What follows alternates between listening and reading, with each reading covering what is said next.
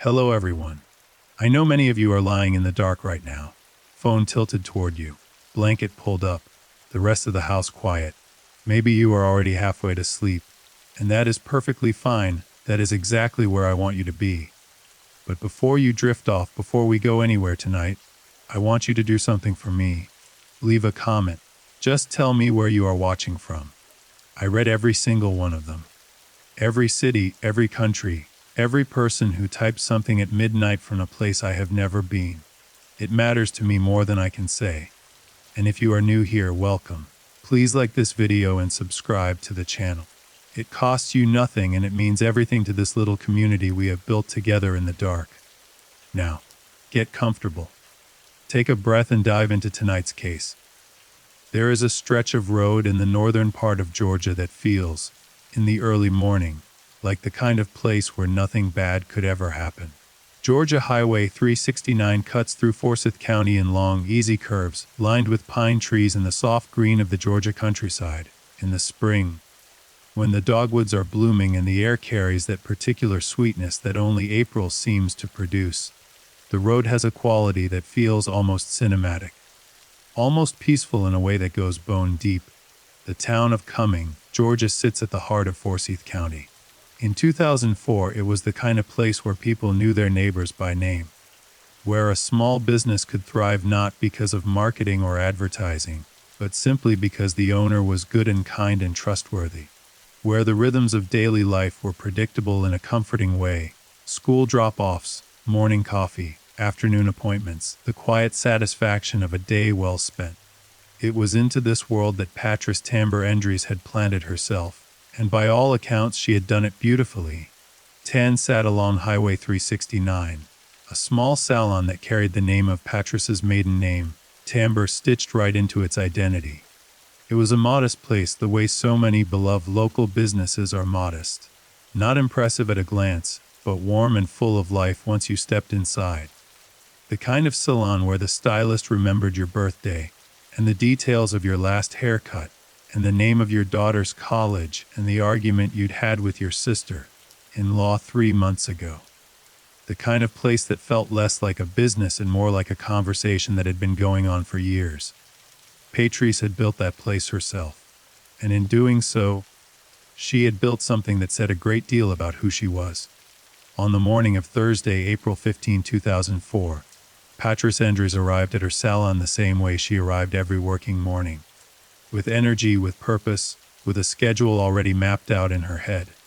She had clients booked. She had a lunch she was planning to warm up when the moment was right. She had a life she was living with both hands, the way people do when they are genuinely happy, when they are genuinely grateful for the ordinary details of an ordinary day. The spring morning was mild. Georgia in April has a softness to it. The sun carries warmth but not yet the brutal weight of summer, and the air moves in lazy, comfortable currents that feel almost like a reminder to slow down and breathe. The trees along Highway 369 were green and full, the kind of green that only happens in the weeks after spring rains. That particular saturated living green that makes everything feel more real, more vivid, more present. Patrice moved through her morning with practiced ease. She had done this hundreds of times before. Open the salon, prepare her station, greet her first client, talk and laugh and work, the way she always did. Her clients love her not just for the quality of her work, though that was never in doubt, but for the experience of being in her presence. Patrice had a warmth that was not performed. She was genuinely interested in the people around her. She listened. She remembered. She made you feel, in the quiet and unhurried way of someone who truly cared, that you mattered. Her first client of the morning came and went, then her second. By late morning, the salon had that pleasant, settled feeling of a workday proceeding exactly as it should. Patrice's lunch sat waiting, a small, ordinary detail that would later become one of the most heartbreaking images in this case. A meal prepared, a moment of rest anticipated, a simple human need that would never be met. At 11:27 in the morning, Patrice's second client of the day walked out of Tamber's Trim and Tan. The door swung shut behind her. The sound of her car pulling away faded into the ambient noise of the highway. Inside the salon, Patrice was alone. At 11:35, a phone call came in. A client calling to change an appointment. Patris answered. She spoke, handled the scheduling change, said what needed to be said. Patri sounded different. Not distressed. Exactly, but clipped. Shorter than usual. Less warm than she typically was on the phone, less conversational. The call lasted 2 minutes. By 11:37 it was over. At 11:50 in the morning, another phone call came to the salon. No one answered. In the silent space between 11:37 and 11:50, 13 minutes, the length of a short drive, the time it takes to eat a small snack, the duration of a forgettable television segment, Patris Endres disappeared. She was 38 years old. Her lunch was still on the counter by the microwave, cold and untouched. The cash register had been opened and money had been taken from it. Her car keys were on the premises. And yet her car, the vehicle she drove to work every single day and always parked in the same spot, had been moved from its usual location. Not taken away, moved. Just a few feet, or a different angle. Enough to notice if you were the kind of person who noticed such things. No sign of a struggle. No broken furniture, no blood on the floor. No overturned chairs. No shattered glass. Nothing to suggest that the space had been the site of violence. Just a woman. Gone. Her noon appointment arrived at the salon and found it empty. She waited. She checked around. She called out. When no answer came, she did what anyone would do. She called the police. The Forsyth County Sheriff's Office responded. They walked into a scene that told them almost nothing and everything at the same time. A woman had been there, working, living, existing. And now she was not. The lunch on the counter. The open register. The moved car. The unanswered phone. All of it assembled into a picture that had the shape of a crime but none of the evidence of one. That April morning, the quiet green stretch of Highway 369 had swallowed Patris Endres whole. And for a very long time it would refuse to give any of its secrets back. To understand why this case cut so deeply into the hearts of the people who knew Patris Endres, you have to understand who she was. Not as a victim, not as a name on a police report or a face on a missing persons flyer, but as a person. As the specific and irreplaceable human being that the people in her life knew and loved. Patris Tamber was born in Georgia, and Georgia shaped her in ways that were visible in everything she did. She had that particular southern quality of genuine hospitality, not the performed kind. Not the kind that is all surface and no substance, but the real kind, the kind that makes people feel genuinely welcomed and genuinely seen. She was the sort of person who remembered things. Names, dates, the small details that people throw into conversations without expecting anyone to catch them. Patris caught them all. She held on to them. She brought them back up weeks later, months later, and in doing so, she communicated something simple and powerful. I was listening. You mattered enough for me to listen. She had a son named Pistol Black. The name itself is striking, memorable. The kind of name that carries its own story. Pistol was a teenager at the time of his mother's disappearance, and the relationship between them was one of the great anchors of Patris's life. She was devoted to him in the way that mothers who have been through difficulty are often devoted to their children, with a fierce, specific love that goes beyond the ordinary. Pistol had been raised by Patris largely on her own in his younger years, and the bond between them was close. Close in the way that people who've been through things together are close, shaped by shared experience and mutual trust. She had a talent for hair, obviously. The salon itself was evidence of that. But what set her apart from simply being skilled was the way she treated the work. She did not see haircuts as transactions. She saw them as relationships. Her clients came back not just because she gave them good haircuts, though she did, but because being in her chair felt like being cared for. She asked about your life and she meant it. She shared things about her own life too, openly and naturally, the way people do when they are comfortable in their own skin and genuinely interested in human connection. She had, by the spring of 2004, built a life she was proud of. The salon was hers, named after her maiden name, stocked with her choices, decorated according to her taste, shaped by her effort. She had a home, she had her son.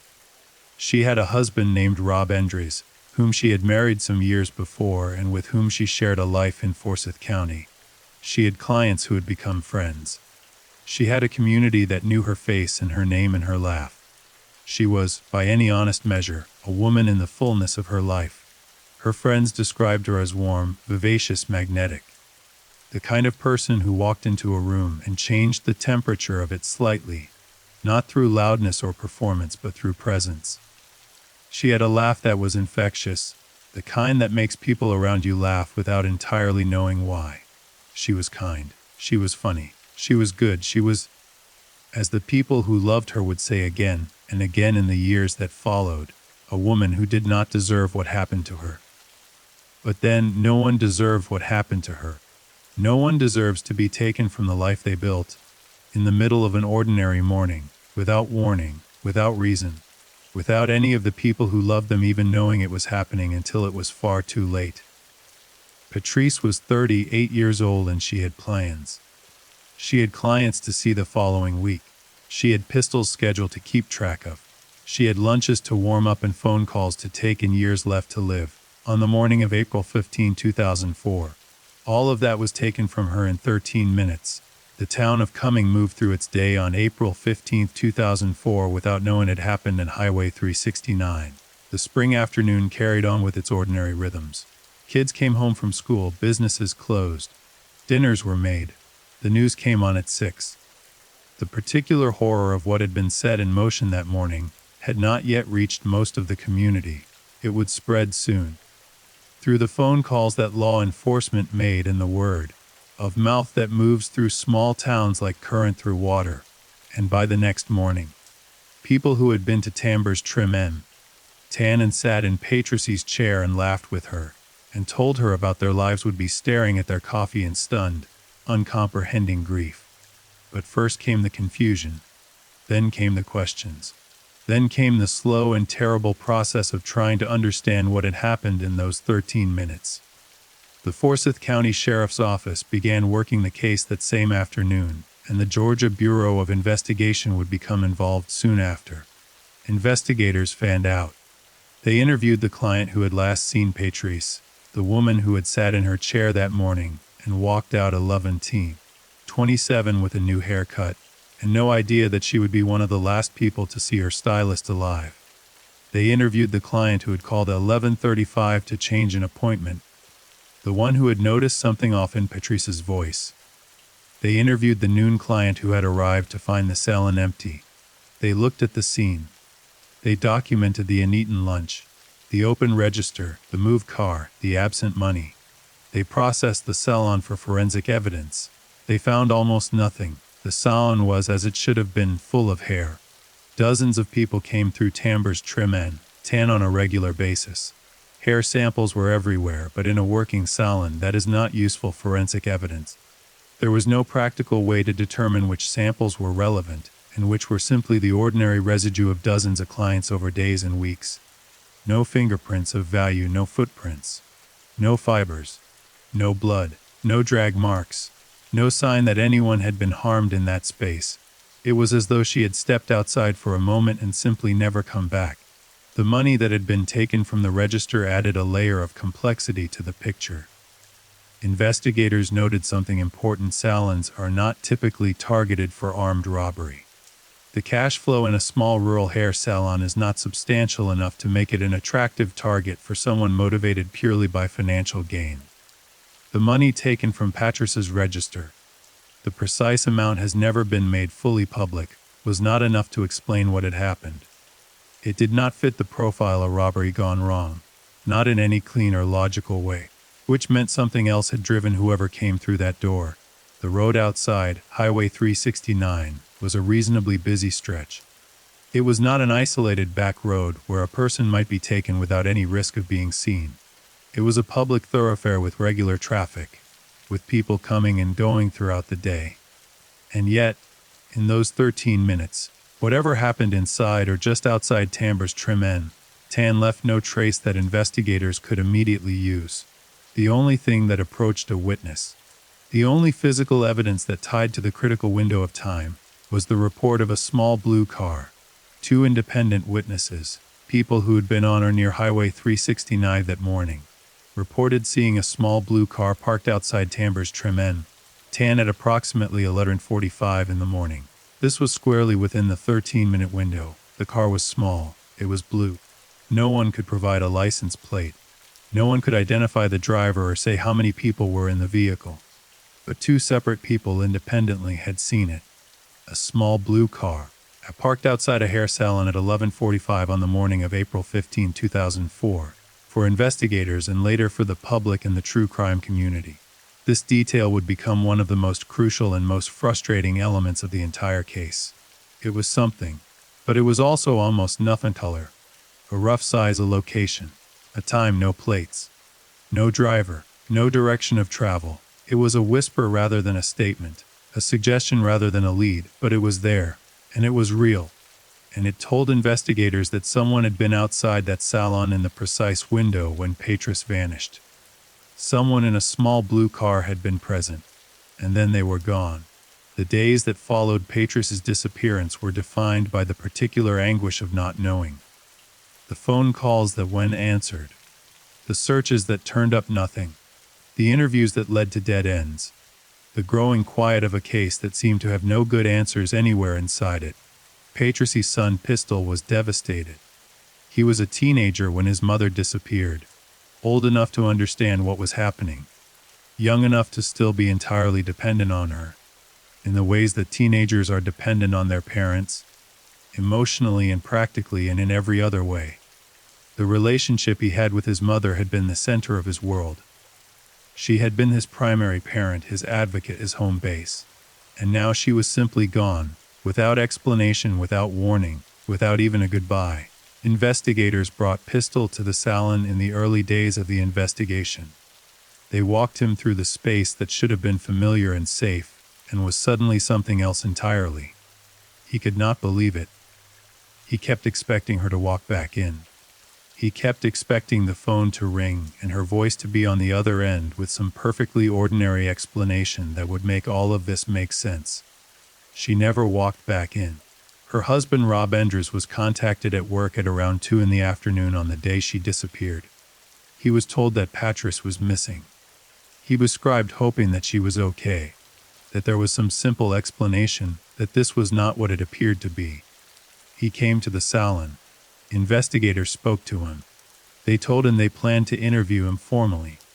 He acknowledged later that he understood he would be considered a suspect, that in the absence of other obvious explanations, husbands are always looked at in cases like this. He said he understood. What followed was an investigation that would stretch for years, consume enormous resources, generate enormous public interest, and ultimately arrive at no certain answer. But before we get to all of that, before we get to the confessions and the suspects and the twists that this case contains, we need to stay a little longer with Patris. We need to understand what was underneath the warm surface of her life, what the people closest to her knew that others might not have seen, because the story of what happened in those 13 minutes did not begin on the morning of April 15, 2004. It began earlier, in the quieter, more private corners of life that looked, from the outside, exactly as it should. Patris and Rob Endres had been married for several years by the time April 2004 arrived. On the surface, their relationship carried all the markers of a normal married life: a shared home, a shared community, a shared existence built around the rhythms of Forsyth County.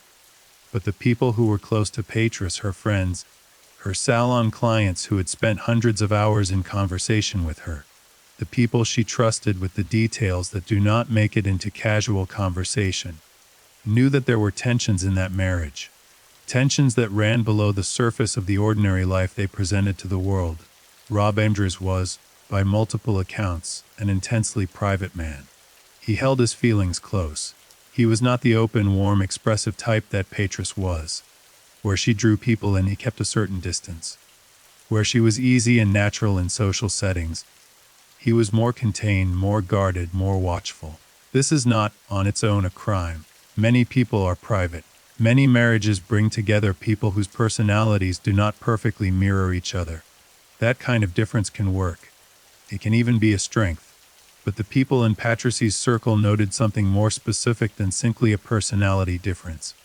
They described Rob as jealous, possessive in the way that people who use the word carefully use it, not as a casual observation but as a meaningful one. He was, they said, deeply uncomfortable with the time Patrice spent outside their marriage, with her clients, with her friend or son. Pistol Black, the teenager who was not Rob's child, who carried a different last name, who had a relationship with his mother that predated Rob Enders entirely, and that did not include him. The dynamic between Rob and Pistol was not warm. This is the word that the people who knew them use most often, not warm. There was a distance there, a tension that never fully resolved, a quality of discomfort in the space where a stepfather and stepson might have found a way to coexist comfortably.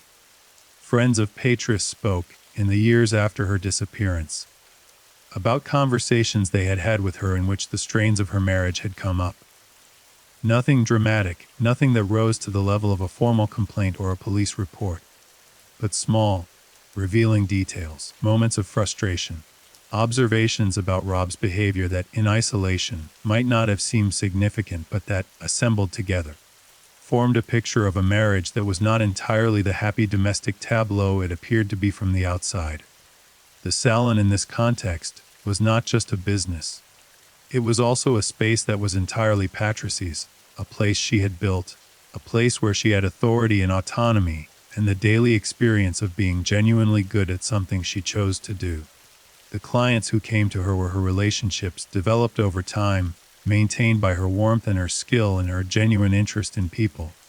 The salon was, in some ways, the part of her life that was most fully and most unambiguously hers.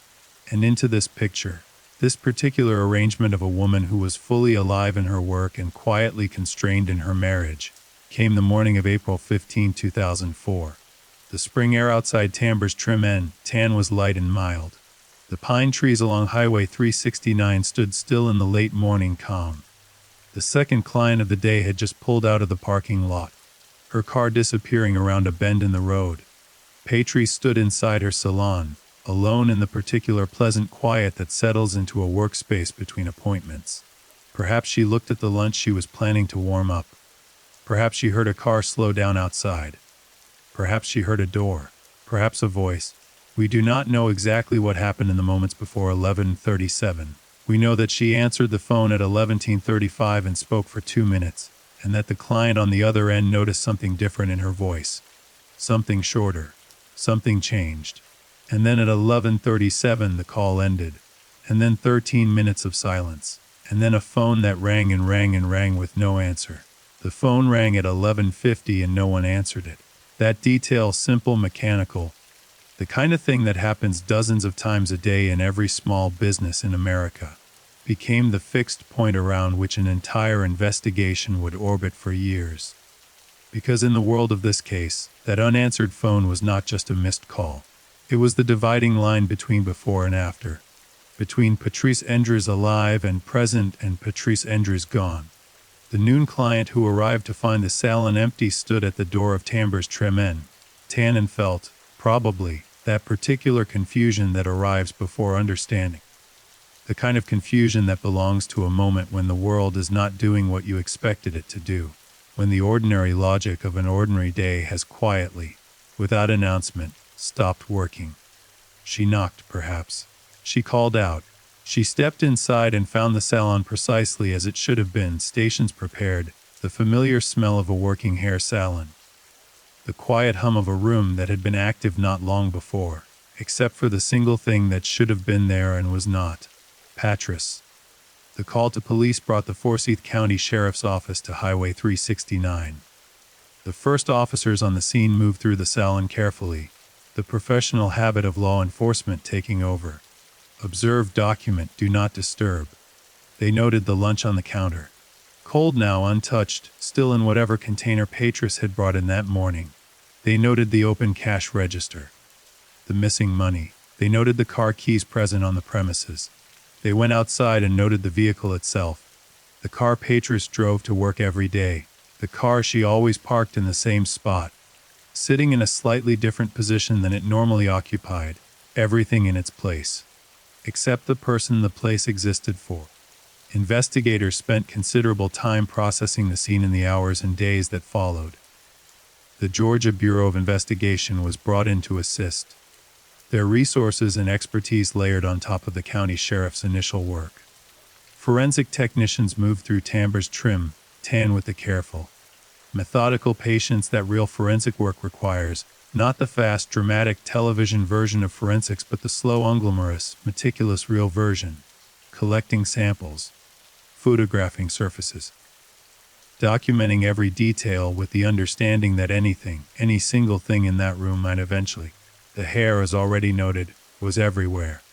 Sail on floors and surfaces accumulate hair the way beaches accumulate sand, constantly from every direction, belonging to everyone and therefore practically belonging to no one. Dozens of people had been through that salon in the days and weeks before April 15. The hair samples told investigators almost nothing usable. No fingerprints of evidentiary value were recovered. No fibers that could not be explained by the normal operation of the business. No blood. No marks on the floor that suggested a body being dragged. No signs on the walls or furniture of a physical struggle. The cash register had been opened and money taken. This was a fact. But investigators, as they examined the totality of the scene, became increasingly skeptical that robbery was the primary motive for what had happened. A hair salon on a rural Georgia highway does not carry substantial amounts of cash. The daily take at a place like Tambor's Trim Inn, tan would not have been the kind of sum that would motivate a calculated robbery. The money was missing, yes, but it felt, to the investigators building their picture of the crime, more like something taken opportunistically, or perhaps taken deliberately to suggest a motive that was not the real one, than like the reason someone had come to that particular salon on that particular morning. There was also the matter of the car. Patros's vehicle had been moved from its normal parking position. This is the kind of detail that sounds small and perhaps irrelevant until you sit with it and let it expand. The car keys were inside the salon. The car had been moved. This does not fit a clean narrative. It does not fit the story of a robbery where the perpetrator takes what they came for and flees. It does not fit the story of a random, impulsive abduction by a stranger who grabbed the nearest person of opportunity. Moving a car deliberately by a specific distance and then leaving suggests either that the person had some purpose in moving it, or that they drove it somewhere and returned it, or that they were making a specific, intentional choice about how the scene would look. Or it suggests that Patros moved it herself. But Patros was gone, and her keys were inside. Investigators turned their attention outward. If nothing inside the salon told them what had happened, then perhaps the world outside it would. They canvassed the businesses and homes along Highway 369. They asked everyone in the area whether they had noticed anything unusual on the morning of April 15. Whether they had seen any unfamiliar vehicles. Whether they had heard anything. Whether they had seen Patros outside the salon, or anyone near the salon who should not have been there. Most people had seen nothing, and then came the two witnesses. Two separate people who had been on or near the highway that morning, and who, independently of each other, described the same thing: a small blue car parked in front of Tambor's Trim Inn, tan at approximately 11:45 in the morning. In the window, in those 13 minutes when everything changed, a small blue car. That was what they had. Two witnesses, one detail, no plates, no driver description detailed enough to be useful, no direction of travel, no further information. Law enforcement put the word out. They asked the public to come forward with information about any small blue vehicle that might have been in the area of Highway 369 in the morning of April 15. They received tips. They ran down leads. They followed the thread wherever it went. It went nowhere definitive. The blue car became one of the case's enduring symbols, a tangible thing, a real physical object that two real people had seen, that had been present at the exact right moment to mean something, and that had nonetheless managed to remain entirely out of reach.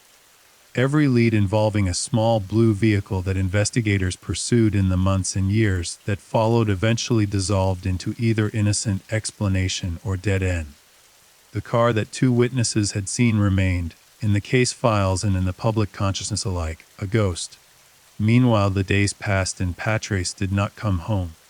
Pistol Black moved through those early days in a state of suspended belief. He was a teenager whose world had been reorganized overnight into something unrecognizable, and the particular cruelty of a disappearance, as opposed to a confirmed death with its terrible finality, is that it does not allow grief to settle into any stable form. You cannot grieve what you have not lost, not officially, not completely. You hold on to hope because hope is the only thing that makes the waiting bearable. And so Pistol waited, hoping. While the investigation moved around him, and the absence of his mother became something he had to inhabit every single day. Rob Endres was interviewed extensively in the early stages of the investigation. He was cooperative. According to investigators, he answered questions. He provided information. He submitted to formal interviews. He acknowledged that he understood why he would be considered a person of interest. He had a degree in criminology, he said, and he understood the logic that pointed toward husbands in cases like this. He seemed to understand the procedure of it. Investigators worked to establish whereabouts on the morning of April 15, 2004. The timeline they constructed placed him away from the salon during the critical window. He had been at a gas station at some point that morning, a stop that was later verified, and then at his workplace where his time card had been stamped.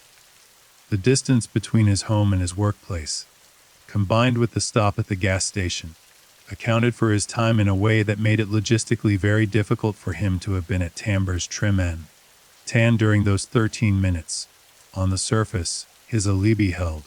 But the surface was where things got complicated, because the geography of Rob's alibi story had some peculiarities that would not go unnoticed by investigators or, years later, by the true crime community that would come to examine this case with intense scrutiny. Rob worked roughly 40 minutes south of their home. The gas station he reportedly stopped at was located approximately 45 minutes east of the house.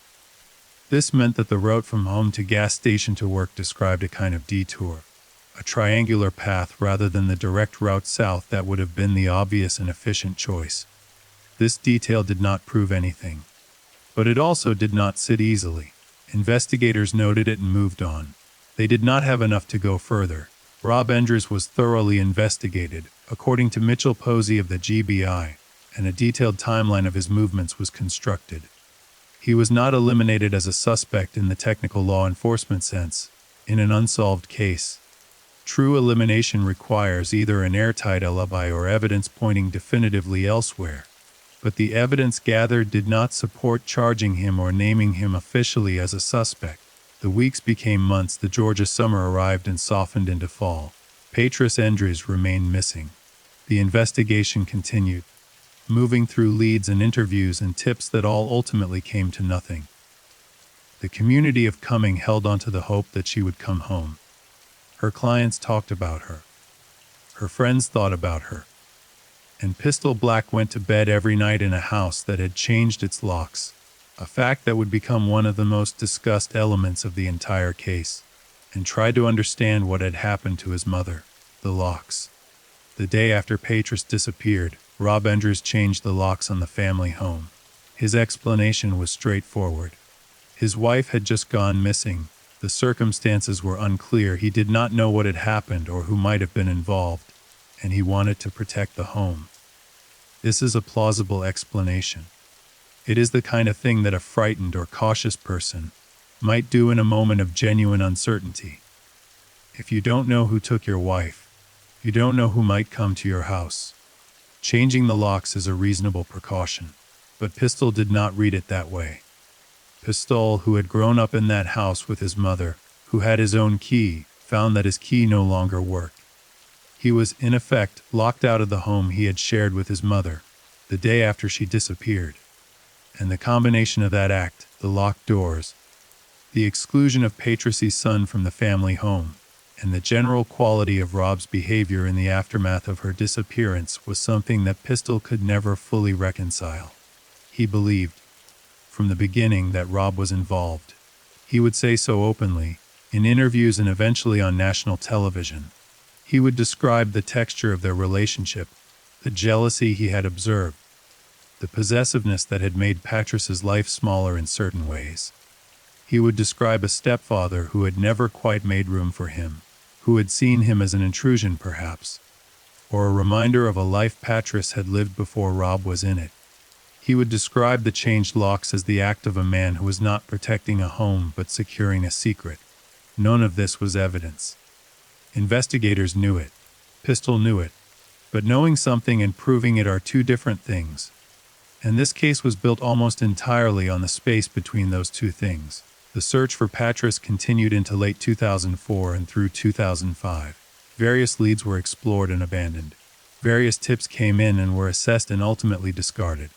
The blue car remained unidentified. The money from the register was never traced. The 13 minutes remained sealed, quiet and passable. And then, while Patras was still missing, something unexpected happened. A man in custody far from Georgia made a claim that he had crossed the distance between his story and hers. A man who had already been convicted of other crimes. A man with a demonstrated willingness to say whatever he needed to say in order to get what he wanted, looked at an investigator and said, "I know what happened to Patras Endres." His name was Jeremy Jones, and what he said next would consume significant investigative resources, spark national media attention, and ultimately turn out to be one of the most elaborate and deliberately constructed lies that the case had yet encountered. Jeremy Jones was a serial killer. That is not an exaggeration, and it is not a sensationalization. It is simply what the documented record shows. He had been convicted of murder, had confessed to numerous other killings across multiple states, and was serving life sentences when he began to talk about Patras Endres. Jones was known for, among other things, his intelligence, his manipulation of those around him, and his willingness to use whatever currency was available to him in a confined environment. In prison, currency looks different than it does on the outside. One form it can take is information, or the appearance of information. Confessions, real or fabricated, that attract attention, that bring investigators to your cell, that generate phone calls and visitors and brief but meaningful breaks from the monotony of incarceration. Jones claimed that he had abducted Patras. He described approaching the salon on the morning of April 15, 2004. He said that he pulled into the lot, that he went inside, that he told Patras his car needed a jump start, and that he lured her outside. Once outside, he pulled out a knife. He told her to get into his vehicle. He told her he would kill her if she tried to escape or call for help. And then, according to Jones, he drove away with Patras Endres in his car. He provided details. This was the part that kept investigators engaged far longer than they might otherwise have been. Jones did not give a vague, unprovable account. He provided specific details about the physical layout of the salon's parking area, the positioning of vehicles, the arrangement of the lot. That appeared to match what investigators knew about the scene. This kind of information, the kind that is specific and accurate, and that a person could plausibly only know if they had been there, is referred to in law enforcement as guilty knowledge. When a suspect in a crime knows details that have never been publicly released, details that only the perpetrator, or someone closely connected to the crime, could possess, it is taken very seriously. Investigators took Jeremy Jones seriously. They sent teams to search locations he indicated, including a creek in Douglas County where he claimed to have disposed of Patras's body. Cadaver dogs were deployed. Boats were put in the water. Search and rescue personnel worked the creek with the careful, grim professionalism of people who have done this before, and know what they are looking for, and what it means when they find it. They found nothing, no trace of Patras, no physical evidence at the locations Jones had specified, nothing in the water or along the banks that connected to her disappearance. Jones was brought back in, more interviews, more questions, more attempts to reconcile his account with the physical evidence, or rather the physical absence of it, and Jones, faced with the growing weight of a story that was not producing results, eventually did what manipulative people in his position sometimes do. He recanted. He admitted that he had made it up. The details that had seemed like guilty knowledge, the specific information about the parking lot and the positioning of vehicles, Jones claimed he had gathered from media coverage of the case. He said he had constructed his confession out of public information stitched together in a way that made it sound like first-hand knowledge. He had wanted extra phone privileges in jail. He had wanted the attention and the breaks from routine that come with being a person of interest. He had calculated that a detailed false confession would give him what he wanted, and for a while, it had worked. Investigators were left with hours of interviews, expensive search operations, considerable public attention, and no new information.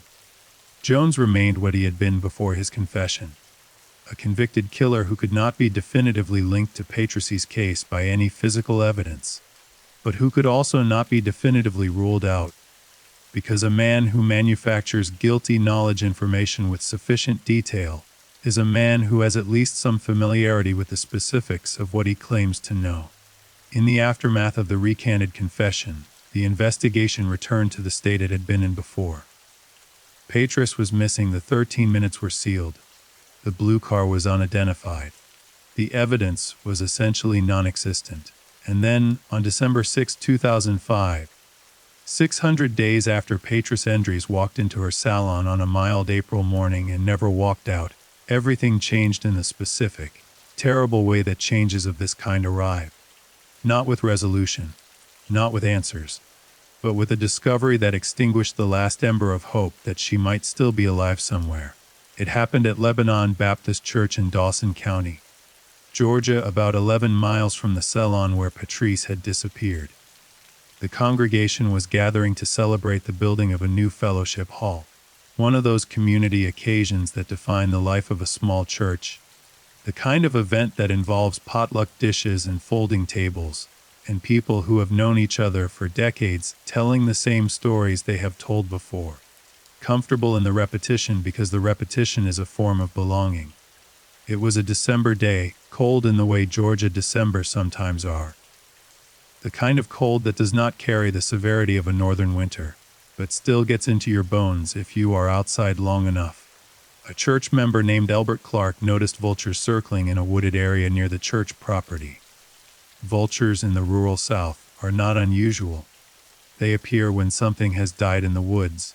Deer, most often, or smaller animals, and their slow spiraling circles are a familiar enough sight to people who have grown up in that landscape. Elbert Clark went to investigate, moving through the edge of the tree line with the practical curiosity of someone accustomed to dealing with the unpleasant realities of rural life. He found what the vultures had found, and when he turned to walk back toward the church, he discovered something else. Recent rains had been heavy in Dawson County, the kind of rain that moves earth, that shifts the leaf litter that accumulates on a forest floor over months and years, that washes away the concealment that time and weather provide to things buried or hidden in the woods. A pile of leaves had been cleared by the rain, and beneath the leaves, exposed now to the cold December air, was a skull. Elbert Clark stood at the edge of the woods near Lebanon Baptist Church and understood what he was looking at. He walked back to the gathering and told someone what he had found. And within hours, the quiet celebration of a new fellowship hall became the scene of a very different kind of investigation. The remains were skeletal.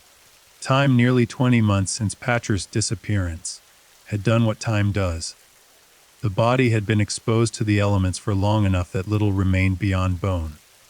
Georgia's climate, with its heat and humidity in the summer months, accelerates decomposition in ways that other climates do not. By December 2005, the soft tissues were gone entirely. What remained was a skeleton scattered by the action of weather and possibly animals, partially concealed by the natural accumulation of forest debris until the rains came and uncovered what had been hidden there. The forensic process that followed was careful and methodical, the kind of work that cannot be rushed, and that requires expertise and patience in equal measure. The remains were collected, catalogued, and sent for analysis. The investigation into who they belonged to moved through the established channels, comparison against dental records, against DM profiles, against the detailed physical descriptions that had been compiled when Patrice Endres was first reported missing. The answer came back in the way these answers always come back, with a certainty that is both definitive and devastating. The remains were Patrice Endres. She had been there, in those woods behind Lebanon Baptist Church, 11 miles from her salon, for nearly 2 years. She had been there through 2 Georgia summers, through the relentless heat that turned the forest floor into something close to a furnace. through the winter rains that shifted the leaves and eventually gave her away. She had been there while her son waited and hoped, and tried to hold on to the possibility that she was alive somewhere and would come back.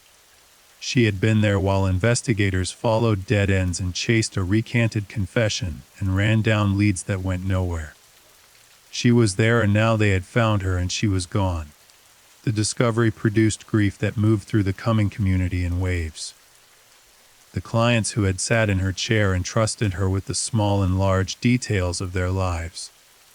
The friends who had laughed with her and worried about her, and carried the weight of not knowing alongside her family. The people along Highway 369 who had driven past her salon for years and then driven past the empty space where her salon had been and felt the absence of her every time. And Pistol, who had been waiting since April 2004 for an answer, had now received the answer that no one who is waiting for that ever wants to receive.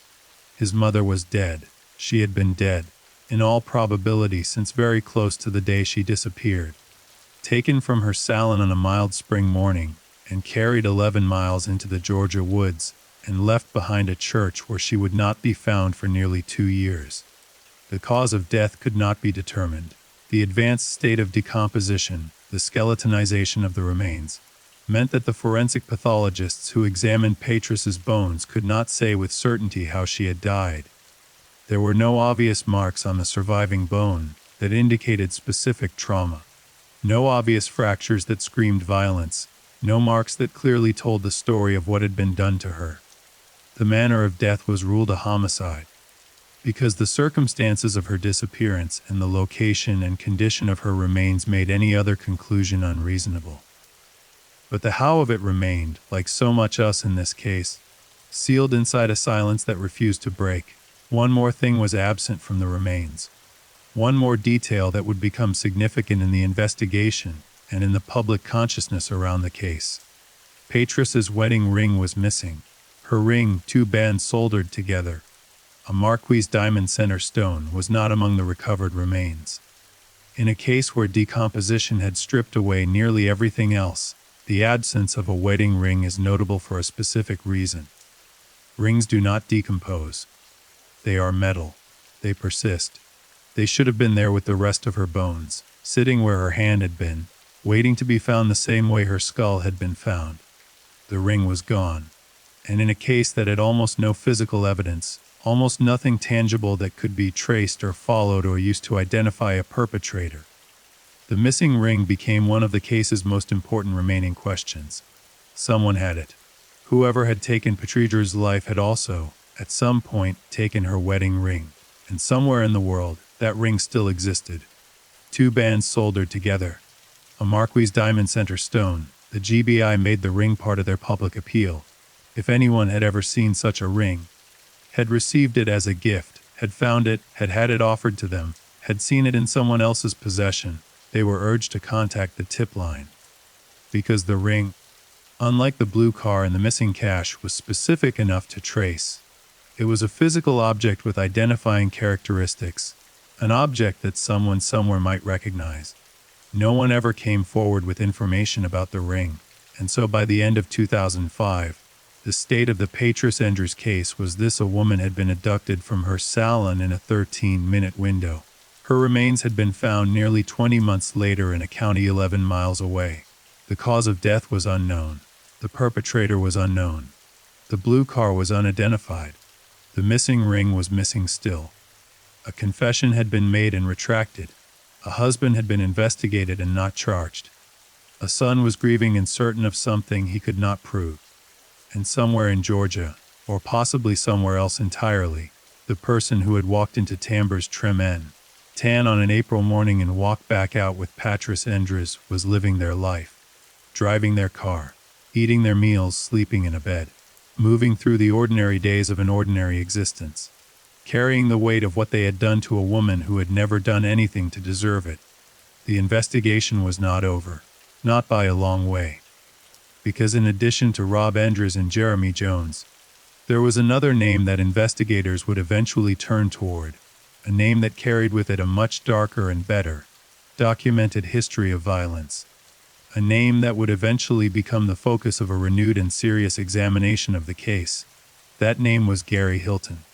There are names in the history of American violent crime that carry a particular weight.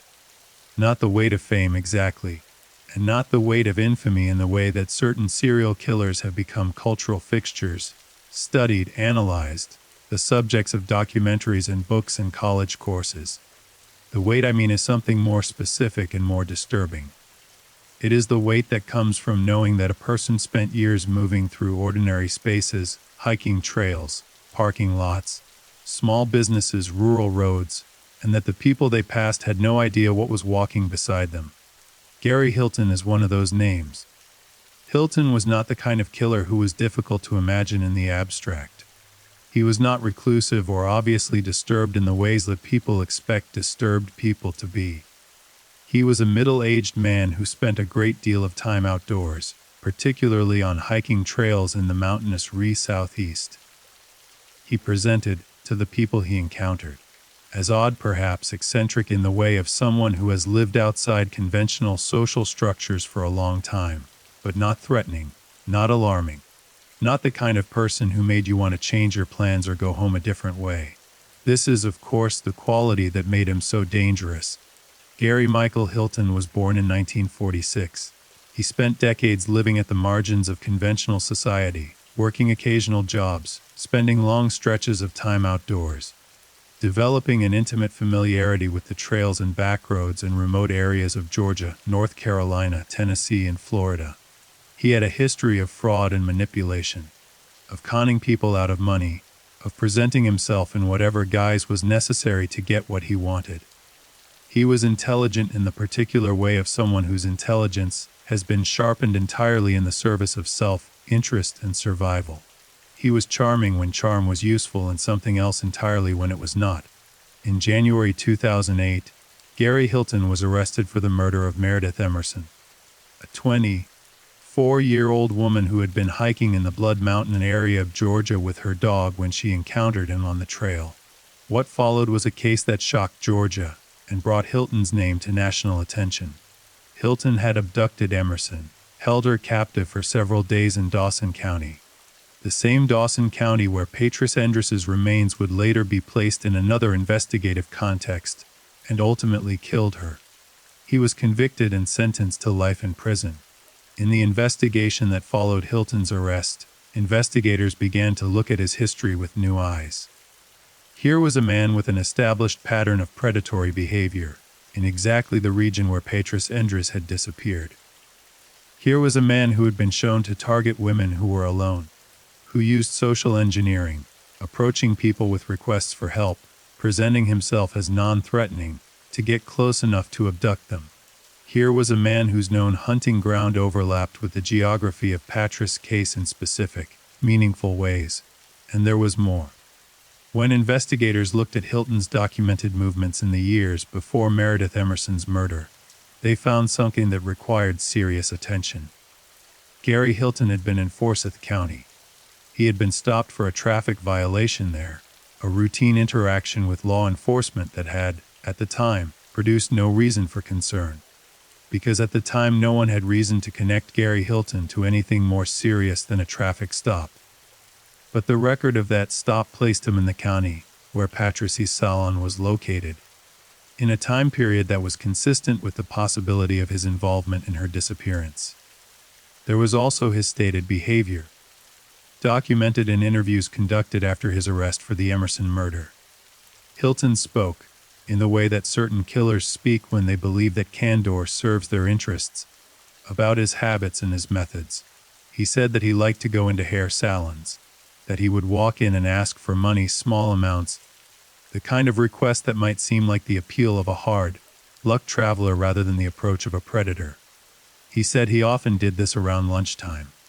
He was known, investigators had documented, to scout for opportunities in exactly the kind of way that fit the scenario of what had happened at Tambers Trim N. Tan on April 15, 2004, walking in, assessing the space, looking for a woman alone. The area behind Lebanon Baptist Church in Dawson County, where Patrice's remains had been found, was notable for another specific and disturbing reason. It was an area that Gary Hilton knew. The Dawson Forest area, the remote and wooded terrain of that part of Georgia, was a landscape he had moved through extensively. The disposal of a body in that location was consistent with the knowledge base and habits of a man who had spent years learning the hidden geography of the Georgia mountains. Investigators could not find a direct alibi for Gary Hilton on April 15, 2004. This did not prove his involvement. The absence of an alibi is not the same as the presence of evidence, but it meant that the possibility of his involvement could not be dismissed. It meant he remained, in the careful language of investigators who know the difference between suspicion and proof, a potential suspect. The problem was evidence. The consistent, overwhelming, defining problem of the entire Patrice Endres case was evidence. In a case built almost entirely on the absence of physical proof, every suspect, no matter how compelling the circumstantial case, remained exactly that: circumstantial, a theory, a shape in the fog that could not be resolved into something solid enough to act on. Investigators had Hilton's presence in Forsyth County. They had his documented behavioral patterns, which fit the scenario. They had the geographic connection to where Patrice's remains were found. They had the absence of an alibi. And they had, perhaps most haunting of all, the coincidence, if coincidence it was, that two of Georgia's most significant missing women cases, Patrice Endres and Meredith Emerson, both connected in different ways to the same man in the same county. What they did not have was a single piece of physical evidence that placed Gary Hilton at Tambers Trim N, tan on the morning April 15, 2004. No DNA, no Faber. No witness who had seen his vehicle on Highway 369 that morning. No statement from Hilton himself that connected him to Patrice. Hilton was asked about Patrice Endres. His response was in keeping with the kind of man he was, a man who had spent his life navigating the gap between what he knew and what others could prove. He neither confirmed nor denied in any way that was useful to investigators. He remained in the file as a person of interest, a serious one, perhaps the most serious one, given his documented history. But a person of interest is not a conviction. A person of interest is a direction, and in this case the direction led to a wall, and so the Patrice Endres case existed. Through the years that followed the discovery of her remains in the particular purgatory of the unsolved, investigators continued to work it. Tips came in periodically. The GBI maintained the case as active and encouraged the public to come forward with any information, particularly about the missing wedding ring and the blue car. But the momentum that a case needs to reach resolution, the forward pressure of new evidence building on existing evidence, the accumulation of proof toward a threshold that can be taken to a prosecutor, was simply not there. It was in this state that the case came to the attention of the people behind Unsolved Mysteries. The decision to feature Patrice Endres in the Netflix reboot of Unsolved Mysteries was, in the most literal sense, a decision to try his public attention as an investigative tool. The show's creators had built their approach around a simple and effective premise: present the facts, humanize the victim and the family, and then ask millions of viewers to look at what they had seen and think about what they might know. The episode dedicated to Patrice's case was titled, with haunting precision, 13 Minutes. The episode aired in 2020 and immediately became one of the most discussed true crime stories of that year. Pistol Black appeared, now in his 30s, speaking about his mother with the kind of grief that does not diminish with time, but simply changes shape, less acute perhaps, than it had been in those first terrible days and weeks, but deeper, more settled, woven into the fabric of who he had become. He spoke about Patrice with love and clarity, and the specific pain of someone who has spent years carrying a loss that has no resolution. He spoke about Rob. On national television, Pistol said what he had believed since the beginning. He described the jealousy, the possessiveness, the locked doors the day after Patrice disappeared, the relationship between Rob and Patrice that had been, in his view, more constrained and more controlling than the outside world knew. He was careful with his words, in the way of someone who has thought about this for a long time and knows the difference between what he knows and what he can prove. But his meaning was clear. He believed his stepfather was involved in his mother's death. He had believed it for 16 years. He believed it still. Rob Endres also appeared in the episode. His appearance on Unsolved Mysteries became, for the millions of people who watched it, one of the most unsettling things ever seen in the context of a true crime documentary. Not because he said anything that was clearly incriminating, not because he confessed or broke down or revealed something he was trying to conceal, but because of the specific quality of what he said and the way he said it. Rob described his grief. He described his relationship with Patras. He described the investigation and his cooperation with law enforcement. He described his alibi and his whereabouts and his understanding of why he had been looked at. And then he said things that the audience could not easily categorize. He described carrying his dead wife's skull. After the recovery of Patras' remains, which were skeletal by the time they were found, various bones were eventually processed and returned to the family. Rob described a period during which he carried Patras' skull with him. He brought it places. He talked to it. He said he slept with her ashes, once they had been processed, the way a person might hold a stuffed animal or a security blanket. He described this not with evident distress but with a kind of flat matter of factness. The emotional register of someone who was either genuinely numb from grief, or who had a relationship with the expression and emotion that most people do not have. He spoke about Pistol without warmth. The tension between them was visible even through the medium of a television documentary. The careful management of words when Pistol's name came up. The slight shifts in register that told the audience that whatever existed between Rob Andres and his stepson was not love, and not even the tolerable neutrality of two people who simply have little in common. And then there was what Rob said about the night he changed the locks. He maintained that it was protective, that he had acted out of fear and uncertainty in the aftermath of his wife's disappearance, that it was reasonable under the circumstances. He acknowledged that he knew how it looked. He acknowledged the perception and addressed it with what appeared to be genuine calm. The audience did not find the explanation calming. Millions of people watched Rob Andres speak about his dead wife and felt something that they'd not fully articulate, an unease that was specific and persistent, the kind that does not come from obvious guilt but from the accumulation of small dissonances. The way he talked about Patras, the things he chose to mention and the things he did not, the skull, the ashes, the locks. The particular emotional flatness of a man who was either devastated in a way he could not express or who was not devastated at all. The episode generated an enormous volume of tips to investigators. Hundreds of people called the GBI tip line after watching 13 minutes. The public attention that the show's creators had counted on materialized fully. For a brief period, the cold case became warm again, not quite hot, not quite solved, but alive in a way it had not been for years. And then, as the attention inevitably shifted and the tips were run down and the leads were followed to their respective ends, the case settled back into its familiar state. Known but unresolved. Public but private in the ways that mattered. Alive in the consciousness of the true crime community, and the Georgia community and the investigators who had worked it for years, but still without the one thing it needed, a name, a charge, a conviction. But something had changed in the aftermath of Unsolved Mysteries.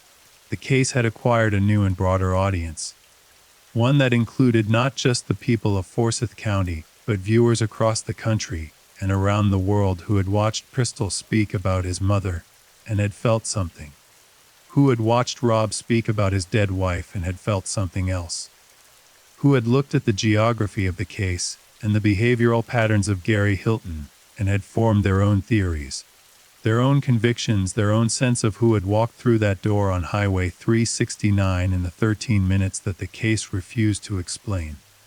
The theories proliferated. Online forums and Reddit threads and true crime podcasts devoted enormous amounts of time and energy to the Patras Andres case. Viewers mapped Rob's alibi, wrote and noted its geographic oddities. They cataloged Hilton's documented movements and compared them against the timeline. They analyzed every frame of Rob's interview on Unsolved Mysteries and argued about what his expressions and word choices and emotional register meant. Some of them believed, firmly and without reservation, that Rob Andres had orchestrated his wife's death, that the geographic peculiarity was not accidental, that the changed locks were not protective, that the behavior he had displayed in the aftermath of her disappearance and death pointed toward someone who knew what had happened, because he had caused it to happen. The theory held that Rob had arranged for Patris to be taken, had used someone else to do the physical act of abduction while he maintained a provable distance, and that the elaborate, strange behavior he had displayed since then was the behavior of a man who had gotten away with something and knew it. Others believed, equally firmly, that Gary Hilton had come to Tambor's Trim M. Tan that morning the same way he had come to the trailhead where Meredith Emerson was hiking, looking for an opportunity, scanning for a woman alone, using the social script of a harmless request to get close enough to take what he wanted. They pointed to the location of the remains, to the behavioral patterns, to the documented presence in Forsyth County, to the absence of an alibi, and they said this is the most likely answer. And a smaller number of people kept their attention on Jeremy Jones, on the recanted confession with its specific details, on the guilty knowledge that he had claimed and then explained away, on the possibility that a man who confesses and then retracts is not necessarily a man who was lying the first time. 3 suspects, 3 theories, and no evidence sufficient to resolve any of them.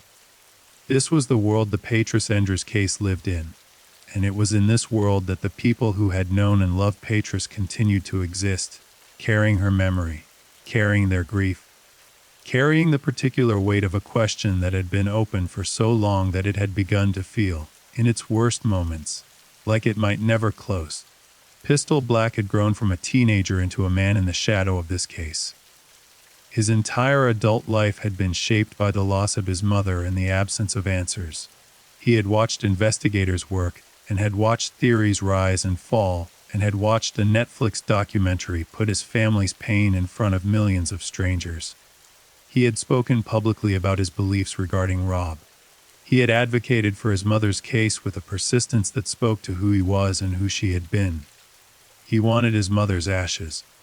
This was one of the things he spoke about most directly in the aftermath of Unsolved Mysteries, the fact that Rob Endres had retained Patris's remains, her ashes, after her cremation. That the man Pistol believed had been involved in his mother's death was the one in possession of her ashes. That he had been denied access to them. That the woman who had given him his name and raised him and built her life around him was being kept, even in death, in a place where Pistol could not reach her. The request for the ashes, simple and heartbreaking and freighted with all the unresolved grief and anger of everything else, became a symbol of the case in a way that felt entirely appropriate. Everything in this story had been taken, the 13 minutes, the answers, and now even the ashes. Rob Endres remained in possession of Patris remains for years after the documentary aired. He continued to live his life. He continued to maintain his innocence of anything beyond what investigators had been able to document. He was not charged. He was not rearrested.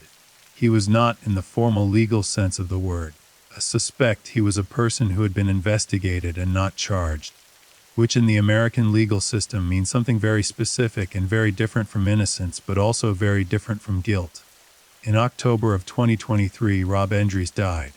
He died without ever having been charged with anything related to Patris's disappearance and death. He died with the secrets he had kept.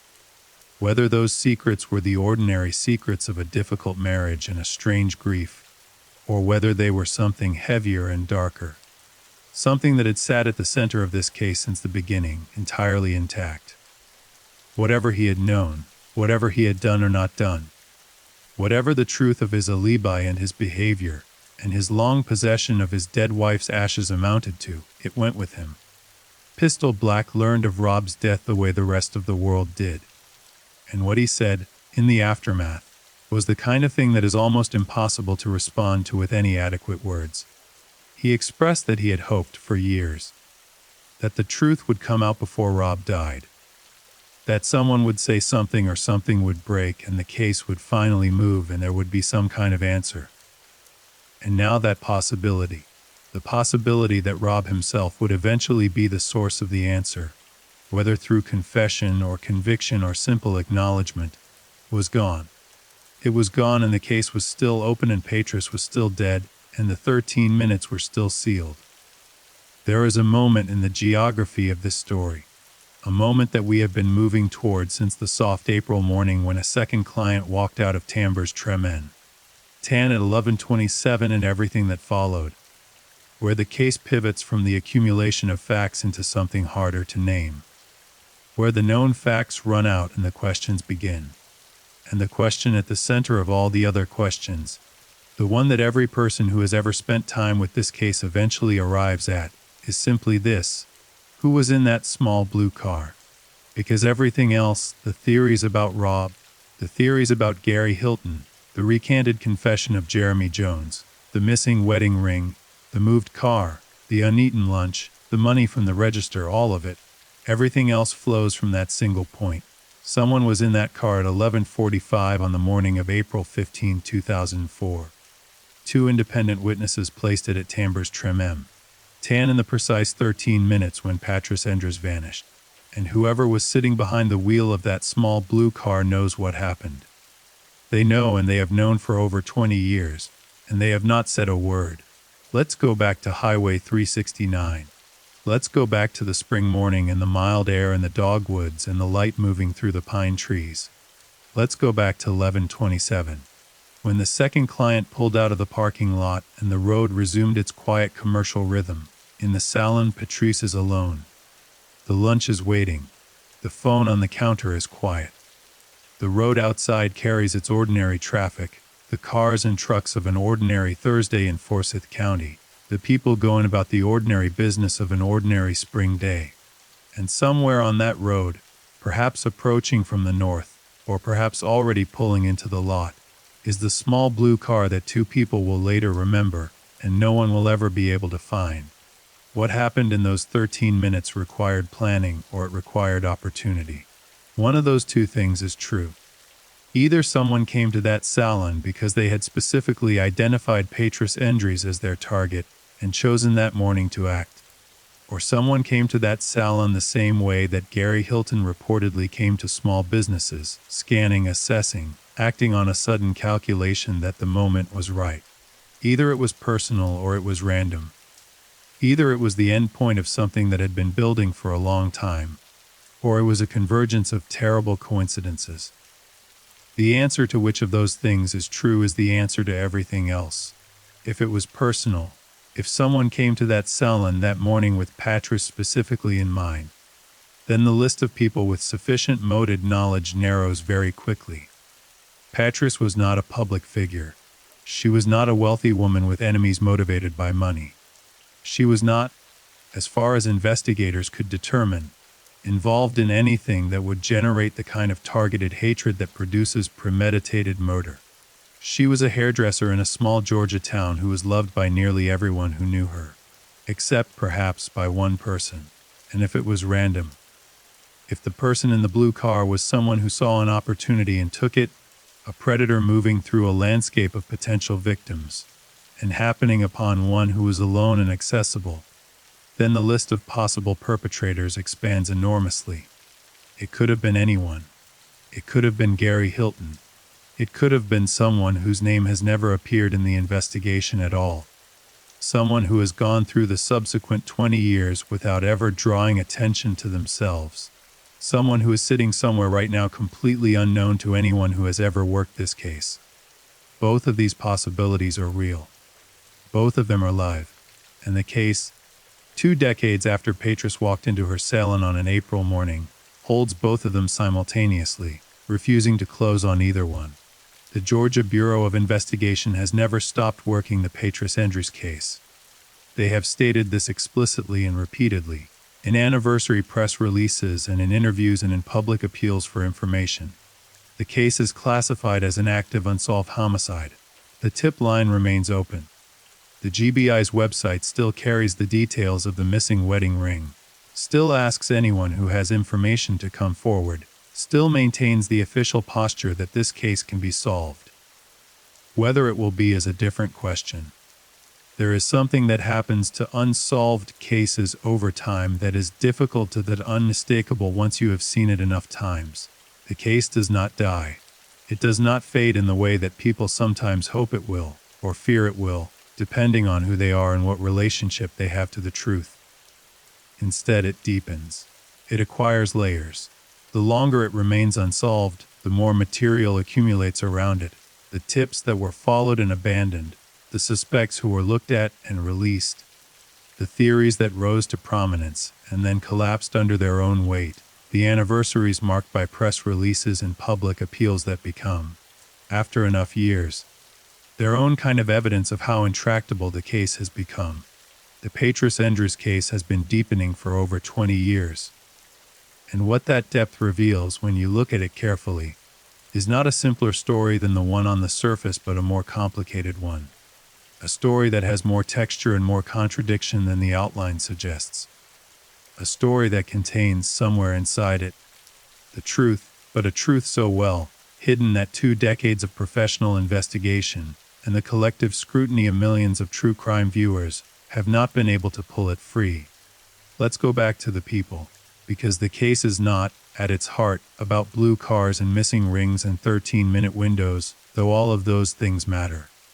The case is about people, about the specific human beings who were present in Petrus's life in the period leading up to April 15, 2004, and about the specific human beings who became entangled in the investigation afterward. And to understand why this case has resisted resolution for so long, you need to understand not just what each of those people did, but who they were, the psychological texture of the relationships, and the dynamics that shaped everything that followed. Start with Petrus herself. The picture that emerges from the accounts of the people who knew her is consistent and detailed enough to be trusted. She was warm. She was social. She was genuinely interested in people. She was a good mother and a capable businesswoman and a person of real, unperformed kindness. But she was also a woman who had navigated difficulty, who had raised her son largely on her own in his early years, who had built a business from the ground up, who had learned, through experience, how to manage the gap between what her life looked like and what it sometimes felt like on the inside. Her marriage to Rob Endres was one of those gaps. The friends who speak about this do so with a certain care. They are careful because Petrus is dead and cannot speak for herself, and there is something that feels wrong about characterizing a dead woman's marriage in unflattering terms without her consent. But they are also clear. They describe a relationship in which Petrus's freedom was, in certain ways, constrained, in which Rob's jealousy expressed itself, not through dramatic confrontations but through the slow, persistent pressure of a person who wants to be the center of someone else's world and resents anything that threatens that position. The salon was a specific point of tension. Tamber's Tremend Tan was Petrus's, her creation, her name on it, her relationships inside it, her autonomy expressed most fully within it. Rob was not a presence at the salon. He did not work there, did not have a role in it, did not share in its daily life.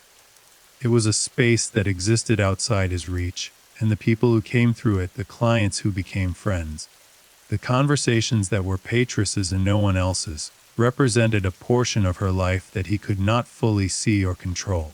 This dynamic is significant not because it proves anything about what Rob did or did not do on the morning of April 15, 2004, but because it tells us something about the internal geography of Petrus's life, about where she was free and where she was less free, about the shape of the constraints around her, and about what might have happened if those constraints had reached a point of crisis.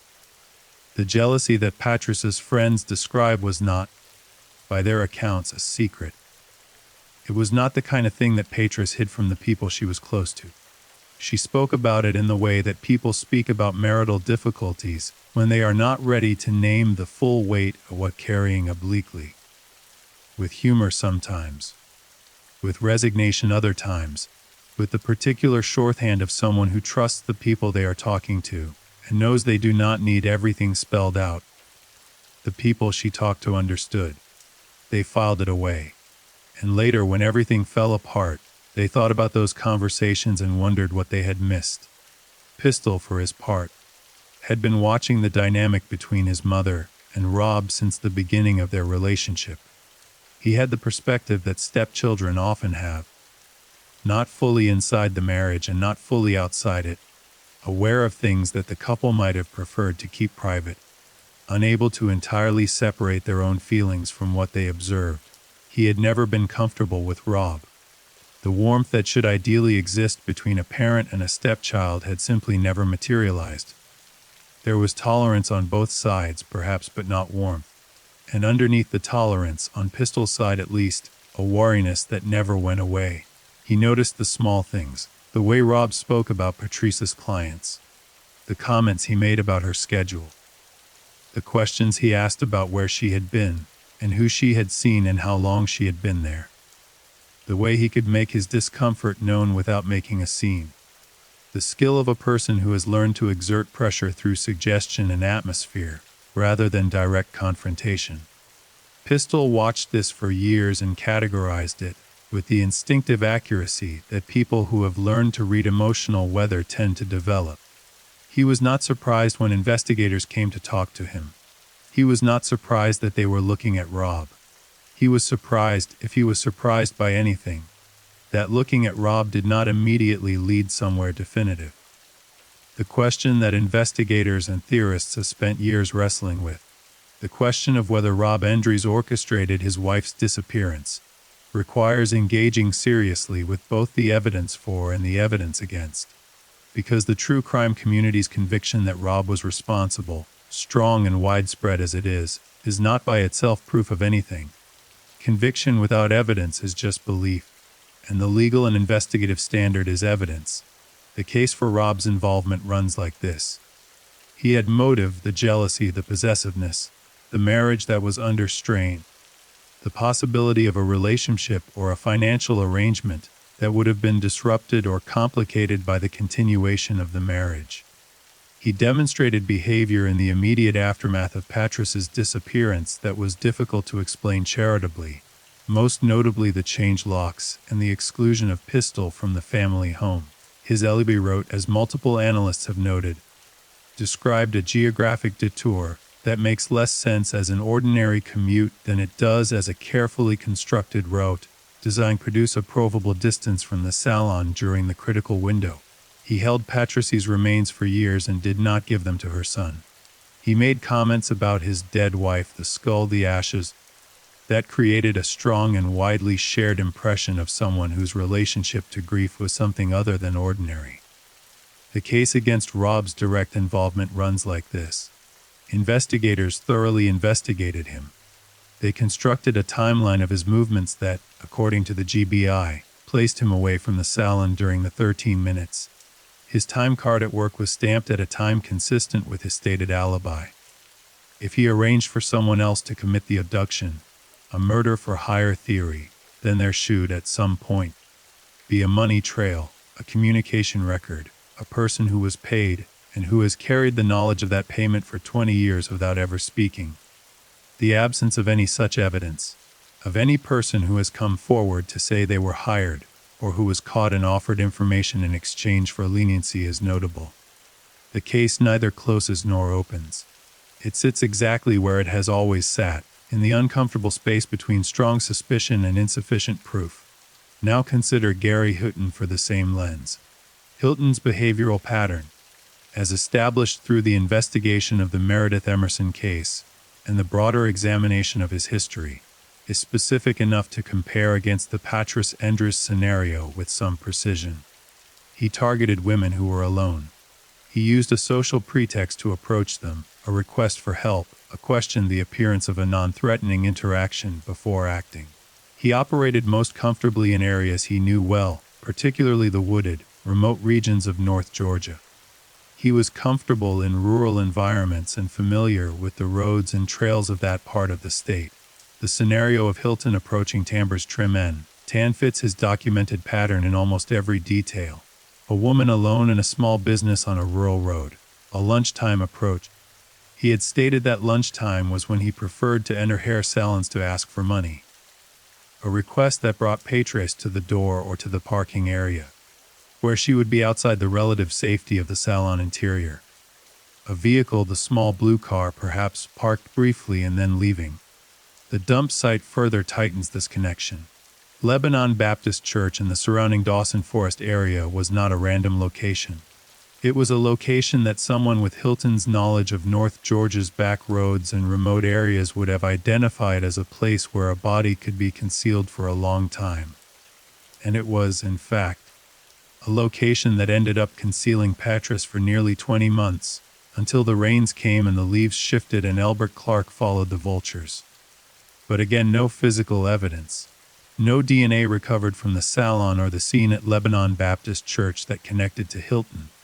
No witness who placed his vehicle on Highway 369 on the morning in question. No statement from Hilton himself that went beyond the non-denial confirmation of a man who has learned precisely how much he can say without adding to his legal jeopardy. In the years since the Unsolved Mysteries episode, various investigators and analysts who have studied the case have weighed in on the relative likelihood of Hilton versus Rob Endres as the responsible party. The investigative consensus, to the extent that such a thing exists, appears to lean toward Hilton. The GBI has never officially named Rob as a suspect, and the investigators involved in the case have been careful to note that, while he was investigated, the evidence did not support charging him. They have been somewhat less careful about Hilton. He is referred to in official communications as a potential suspect in a way that Rob is not, which suggests something about the investigative posture, even if it does not rise to the level of an official accusation. But the true crime community, which is not bound by the legal standards of law enforcement, and which operates on a different kind of calculus, one that weights behavior and motive and the texture of human relationships alongside physical evidence, has maintained a much stronger conviction about Rob. And the community's view, while it cannot substitute for evidence, is not entirely irrelevant. It is built on a close reading of the documented facts. It is built on the specific details that Rob himself provided on national television. It is built on years of accumulated attention to a case that many people have spent enormous amounts of time studying. The two theories, Hilton as opportunistic predator, Rob as jealous husband who arranged or committed the crime, are not mutually exclusive in one specific and important way. It is possible, if Rob arranged for Patras to be taken rather than acting directly, that the person he hired or arranged with was someone with Hilton's background and profile. It is possible that the blue car was not Hilton's own vehicle, but a vehicle connected to someone who moved in the same criminal ecosystem.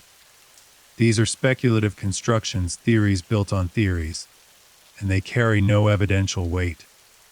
But they represent the kind of thinking that a thorough investigation would want to explore. And there is no public record of their having been explored definitively. What is certain is this: Patras Endres was abducted from her salon in 13 minutes. She was taken alive. The scenario that fits the evidence is one in which she was compelled to leave. Perhaps under threat, perhaps convinced by a ruse, perhaps physically forced in a way that left no trace in the salon because the force was applied elsewhere. She was held, possibly, for some period before her death.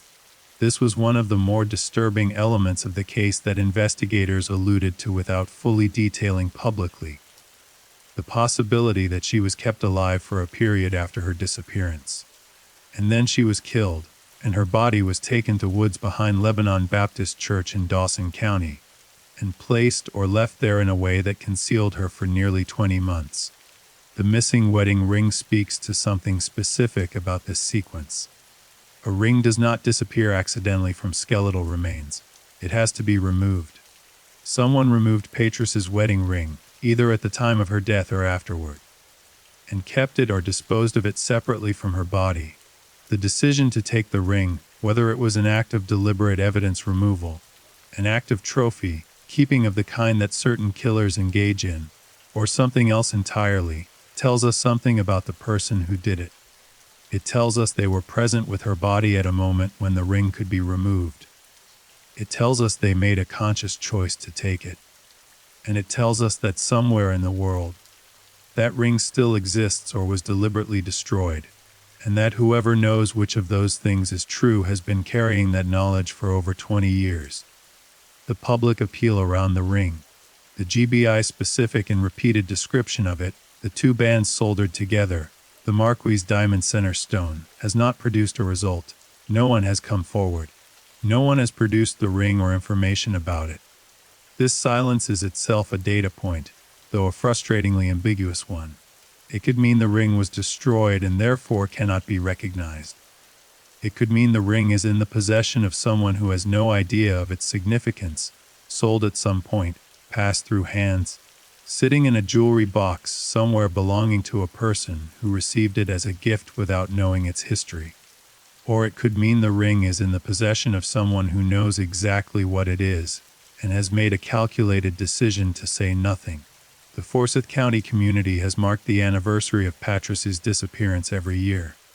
Not always publicly and not always loudly, but in the way that communities mark the things they cannot forget: a mention in the local paper, a shared post on social media. A client of Tamber's Trim M, Tan thinking about the woman in whose chair they used to sit and feeling the specific grief of an unanswered question. Highway 369 continues to move through Forsyth County the same way it always has, with its long easy curves and its pine trees and its spring dogwoods. The location where Tamber's Trim M, Tan stood has changed in the years since 2004. Small businesses along rural Georgia roads do not remain static over 20 years, and the specific physical space where Patrice built her salon and her client relationships in her daily life is no longer what it was. But the road is still there. The trees are still there. And for the people who know this story, driving that stretch of highway carries a weight that it does not carry for anyone who has never heard of Patrice Endres. The Lebanon Baptist Church still stands in Dawson County.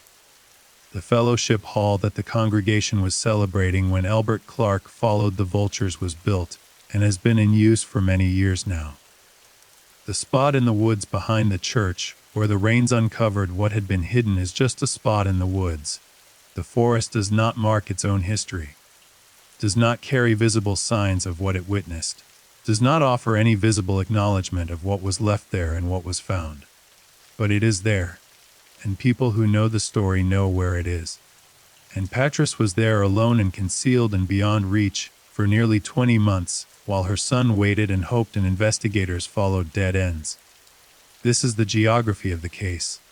The physical spaces where the story happened, each of them ordinary and each of them transformed by what occurred there, are still accessible. You can drive down Highway 369. You can park outside where the salon was. You can drive the 11 miles to Dawson County and find Lebanon Baptist Church. The physical world that held this story is still intact. Only the person at the center of it is gone. There is a quality to this case that distinguishes it from many others in the true crime landscape, a quality that has to do with the specific nature of the 13-minute window and what it implies about human attention and human memory. 2 people saw the blue car, just 2. On a road that carried regular traffic, in a window of 13 minutes, only 2 people registered the presence of a vehicle that made in the vehicle of a killer. This is not unusual. People do not pay careful attention to parked cars on roads they drive regularly, do not record plate numbers, do not note the specific shade of blue or the model year or the number of occupants. They see and they don't see simultaneously, the way people do in the busy, inattentive flow of an ordinary day. Which means there is a possibility, remote but real, that there were other witnesses. Other people who drove past Tamber's Trim M, Tan that morning and saw something without knowing they were seeing something. Who registered, in the peripheral, half-attentive way of someone driving a road they know well. A car or a person or a moment that did not flag as significant because nothing in their experience told them it should be. Who carried that half-seen image for years without knowing it was relevant, and who might, if shown the right prompt, the right description, be able to produce a detail that changes everything. The GBI knows this. It is part of why they continue to make public appeals. It is part of why the Unsolved Mysteries episode was such a significant moment for the investigation, because it put the specific details of the case in front of an enormous audience and asked people to search their memories. Because sometimes the witness who breaks a case is not someone who knew they were a witness at all. They are someone who saw something and tucked it away and never thought about it again until a documentary or a press release or a conversation puts the right question in front of them and something stirs. No such witness has come forward. Not yet, but the tip line is still open. The ring is still out there somewhere. The blue car has a station and a person who drove it, and that person either remembers where they were on the morning of April 15, 2004, or they remember it exactly and are living with that memory ever since. The investigation is still active. The GBI has not given up. Pistol has not given up. The people who loved Patras have not given up. And somewhere in Georgia, or perhaps somewhere far from Georgia, somewhere this story has not yet reached, somewhere in the ordinary life of a person who has been carrying this secret for 20 years, there is an answer. There is a person who knows what happened in those 13 minutes.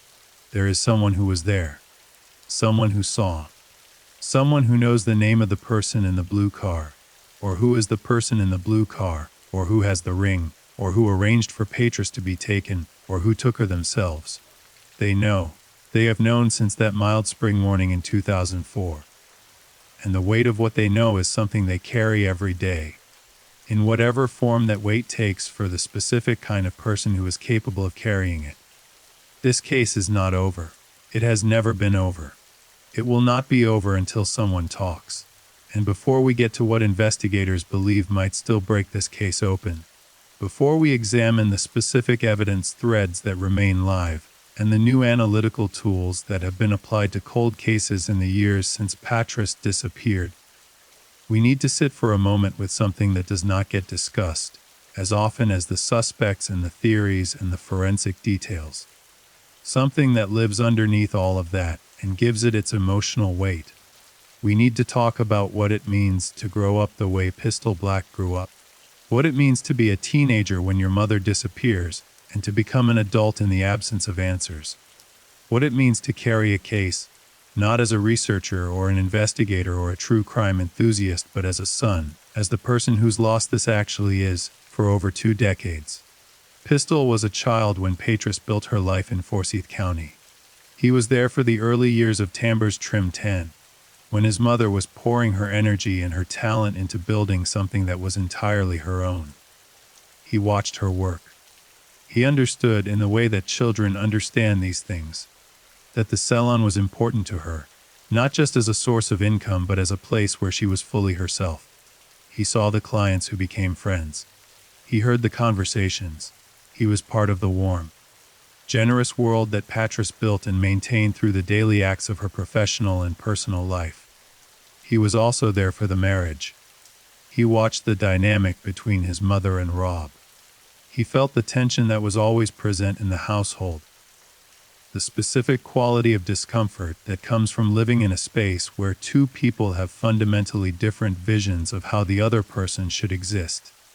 He was not old enough to fully analyze what he was seeing, but he was old enough to feel it in the way that children feel the emotional climate of their homes, in their bodies, in their behavior, in the quieter and more careful version of themselves that they become when home does not feel entirely safe.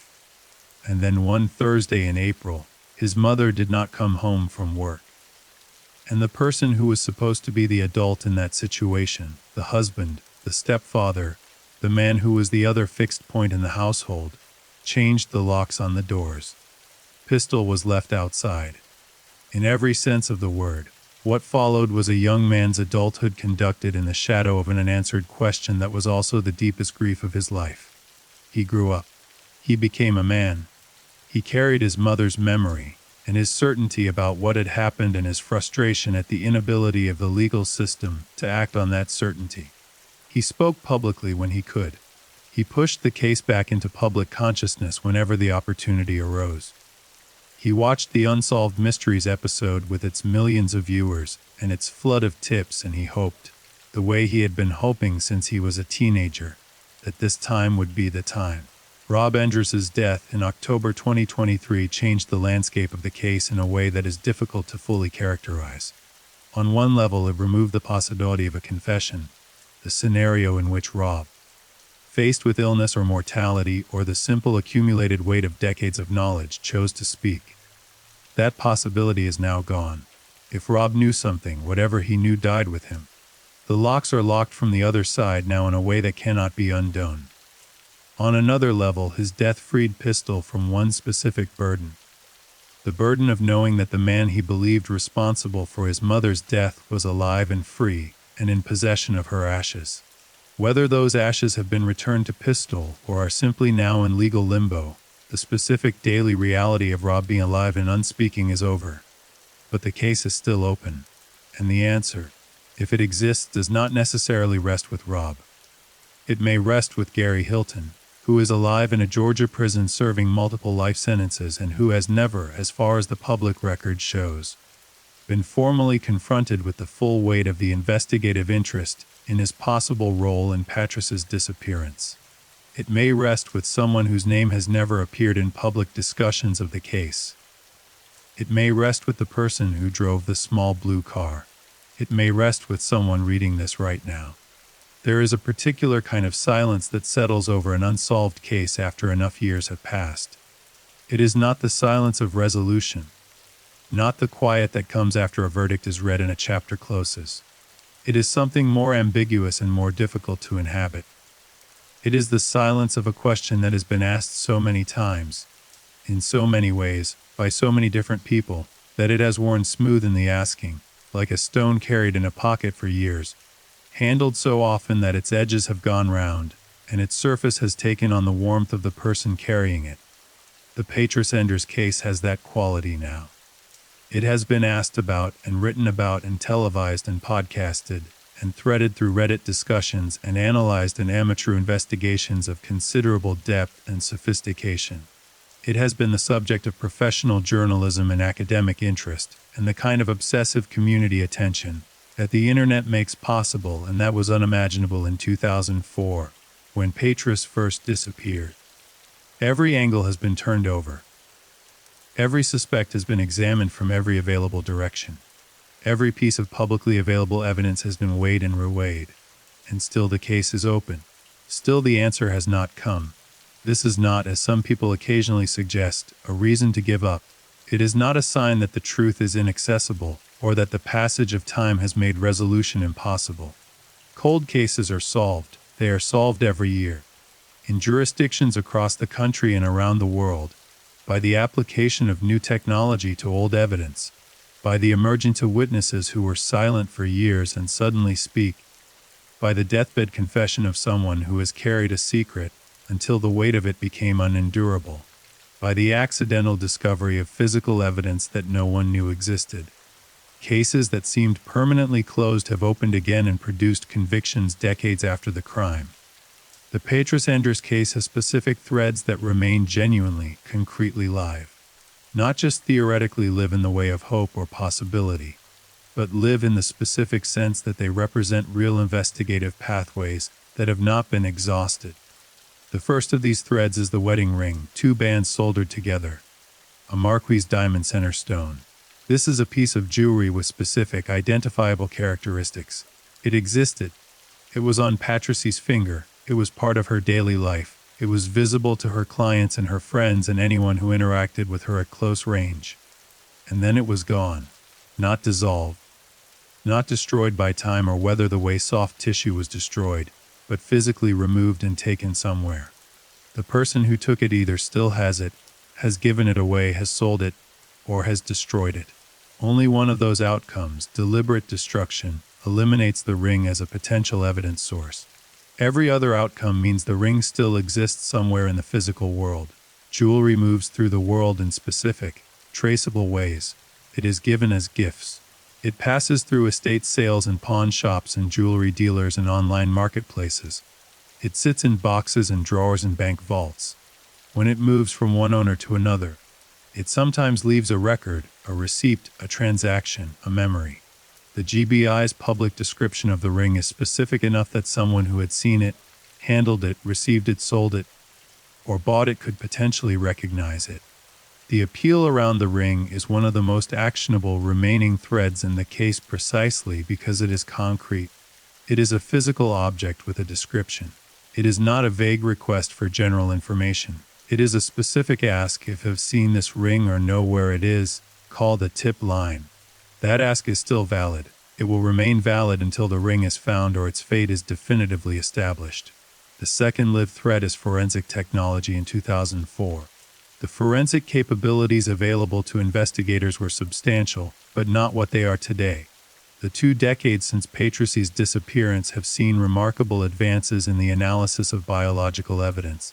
Advances that have reopened cases and produced identifications and convictions in situations where the original investigation hit a wall.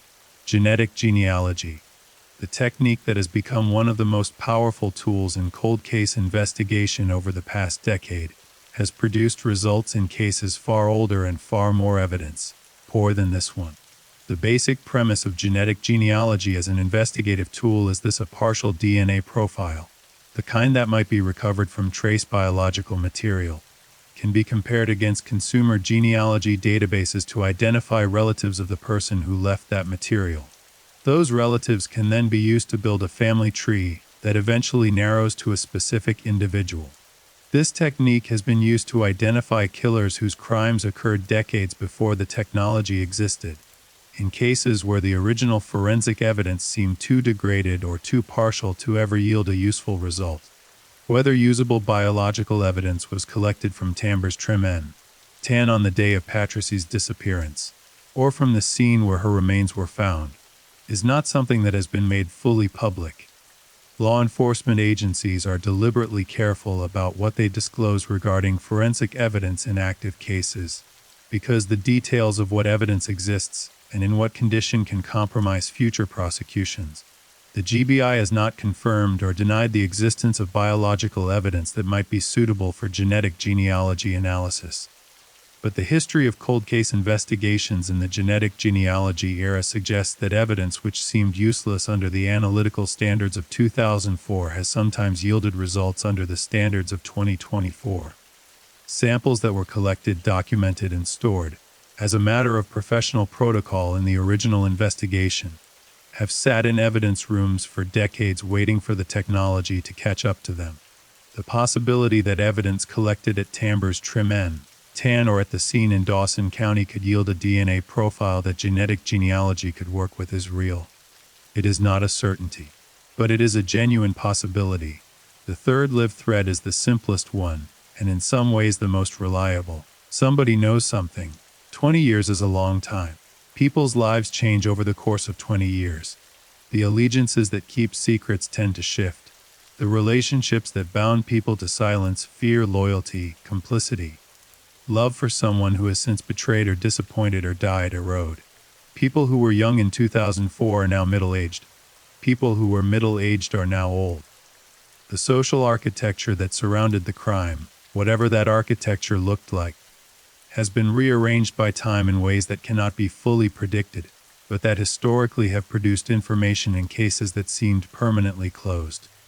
The person who drove the blue car, if they are still alive, has been carrying this for 20 years. The person who hired someone to take Patras, if such a person exists, has been carrying this for 20 years. The person who was present when she died, wherever that was, has been carrying this for 20 years. Anyone who saw something on Highway 369 that morning and did not come forward, for whatever reason, out of whatever calculation, has been carrying this for 20 years. 20 years of carrying something that heavy changes a person. It changes the way they sleep.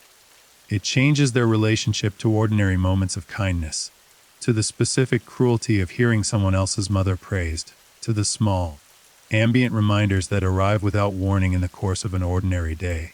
A song, a smell, the angle of April light through a window, the quiet of a room that should have a person in it and doesn't.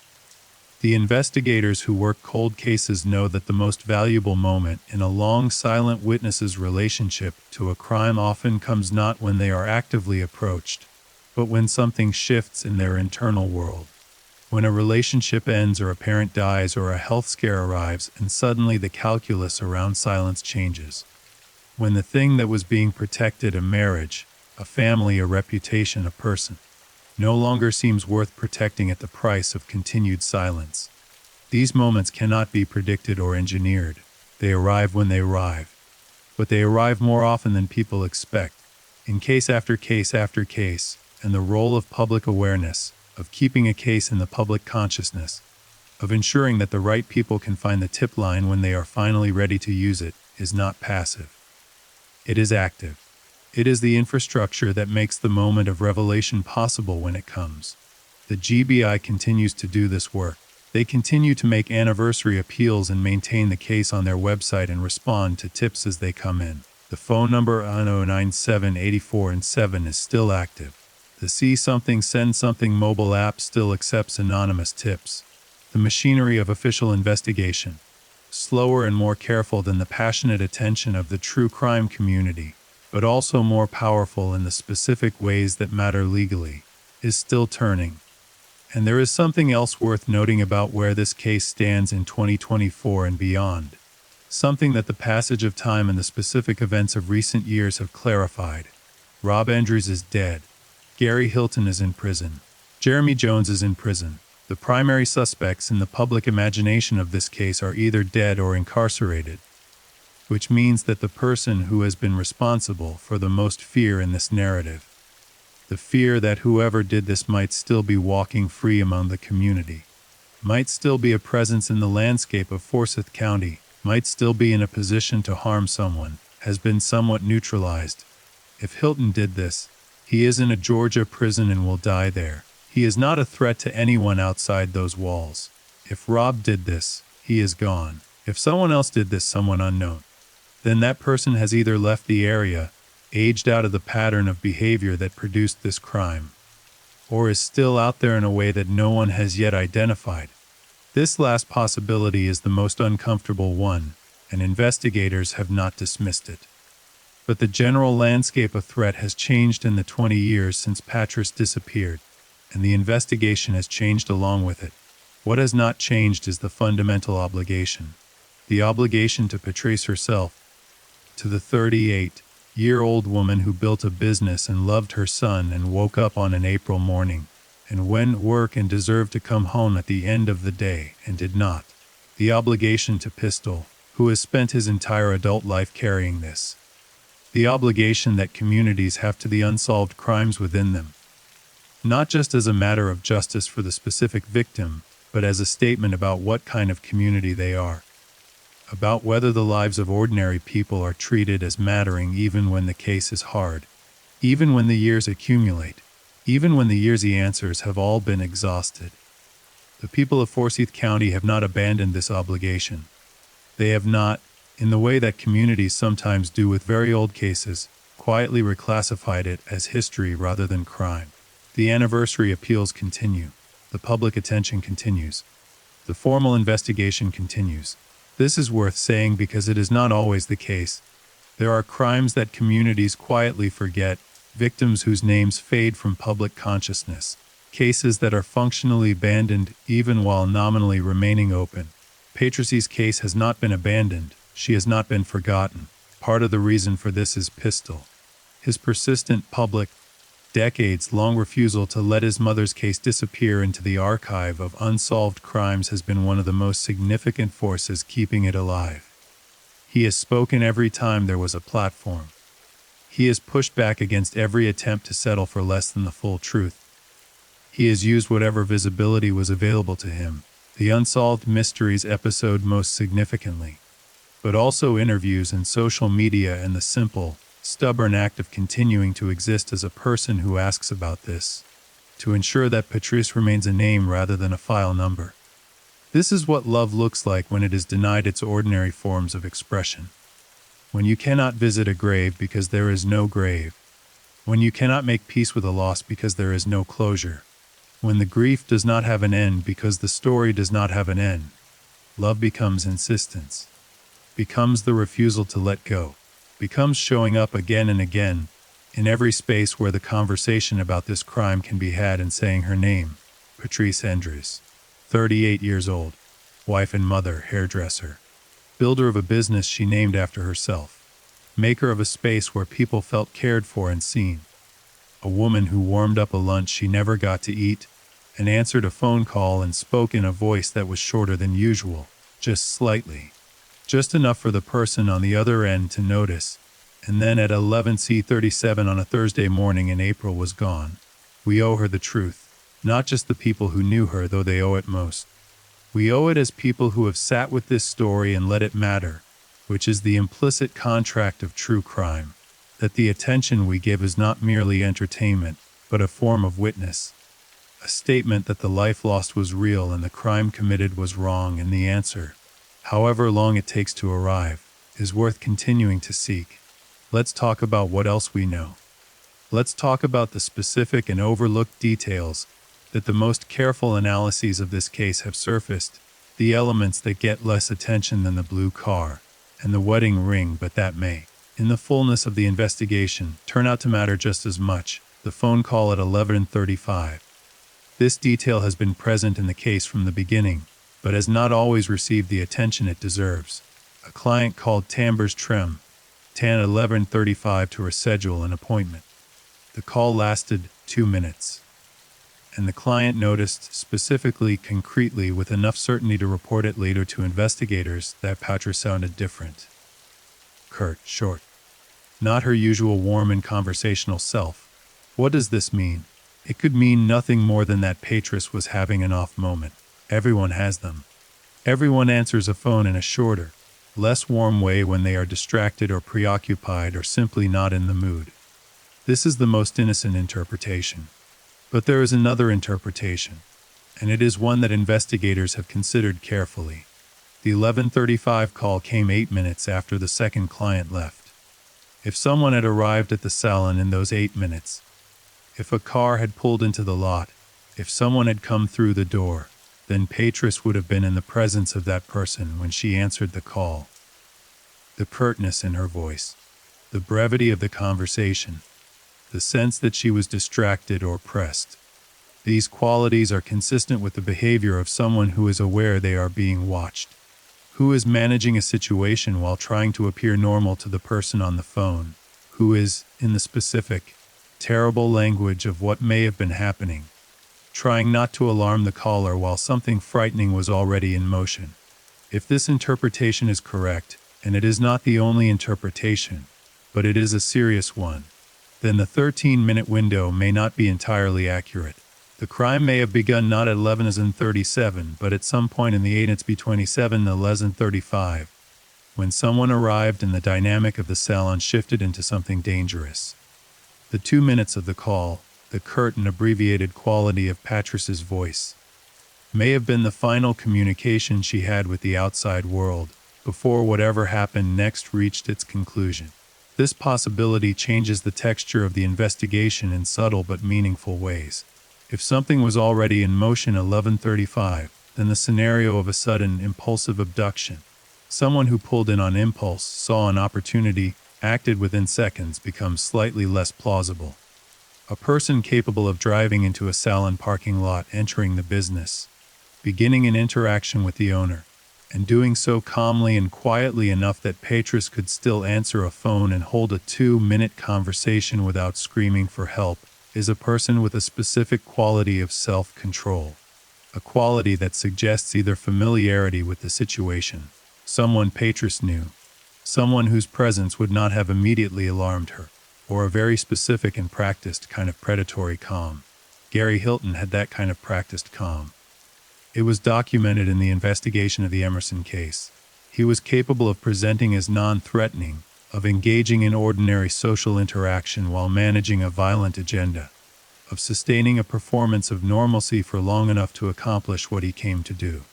Someone who was familiar to Patris, someone she knew, someone whose presence would not have triggered immediate alarm, could also have produced that quality of interaction. And in the landscape of people Patris knew, the people who had regular access to her life and her schedule and her patterns, the list is not long. There is the question of how whoever took Patris knew she would be alone at that time. A random predator would not have needed to know. They would have simply arrived and found either an opportunity or the absence of one. But a person who came to that salon with Patris specifically in mind, who arrived precisely in the window between her last client of the morning and her noon appointment, would have needed to know her schedule, would have needed to know that she was likely to be alone between approximately 11:30 and noon, would have had access to the kind of information that does not appear in a public listing, The specific scheduling patterns of a small salon that did not advertise in any way that made its owner's daily movements predictable to a stranger. This detail, the precision of the timing, is one that the investigators and analysts who have spent the most time with this case keep returning to. Because it is not definitive, a predator who drove the highway regularly and observed the salon over a period of days or weeks could have identified the lunchtime lull without having any prior relationship to Patras. But it is suggestive. It suggests, to the people who lean toward the theory of personal involvement, that whoever came was not entirely a stranger. The moved car adds another layer to this analysis. We have talked about the moved car, about the strangeness of the keys being present while the vehicle occupied a different spot than usual. But there is an additional dimension to this detail that deserves attention. If Patras was taken from the salon by force, grabbed, threatened, compelled to leave without her keys, the car should not have moved at all. She would not have had the opportunity or the inclination to move it. If someone else moved it, that person either drove it to a different spot and returned, which required them to have the keys at some point, and then leave them behind, or they moved it in the lot without driving it far, perhaps pushing it, for reasons that are unclear. None of these scenarios is simple. None of them fits cleanly into either the random predator theory or the intimate crime theory. The moved car is one of this case's persistent mysteries within the larger mystery, a detail that seems to mean something and has never been satisfactorily explained. One theory, advanced by some analysts of the case, is that the car was moved as a deliberate act of misdirection, to make investigators think that the crime scene was more complex than it was, or to create confusion about the sequence of events, or to suggest a different timeline than the one that actually occurred. If this is correct, it speaks to a level of deliberateness in the perpetrator's thinking that is inconsistent with pure impulse and more consistent with someone who had considered in advance how the scene should look. Another theory is that Patras herself moved the car before whatever happened, that she parked in a different spot that morning for some ordinary reason, and that the apparent significance of the car's position is simply a coincidence, an artifact of changed behavior that had nothing to do with the crime. This interpretation is possible. It is less satisfying to analytical minds conditioned to find meaning in every detail, but it is possible. And there is a third possibility, one that is darker and more specific, that some investigators have entertained. That whoever came to the salon used Patras's car, drove her somewhere in her own vehicle, returned the car and the keys, and then left in the blue car that two witnesses saw in the parking lot. That the scenario of the crime involved a two-vehicle operation, with one person or possibly two people managing the logistics of taking Patrice away, and then returning the physical evidence of her life to its approximate original position. That the blue car was the return vehicle, waiting in the lot while Patras's own car was used for a purpose we do not want to imagine. This scenario, if correct, implies a level of planning that is chilling in its specificity. It implies foreknowledge of the salon layout and the parking situation. It implies either multiple perpetrators or a single perpetrator who managed the logistics of taking a person and managing their vehicle simultaneously, which would require either extraordinary efficiency or the presence of a confederate. It implies, most of all, that whoever did this had thought about it in advance, had planned it, had come to that salon not in a moment of opportunistic impulse, but with a purpose that was formed before they arrived.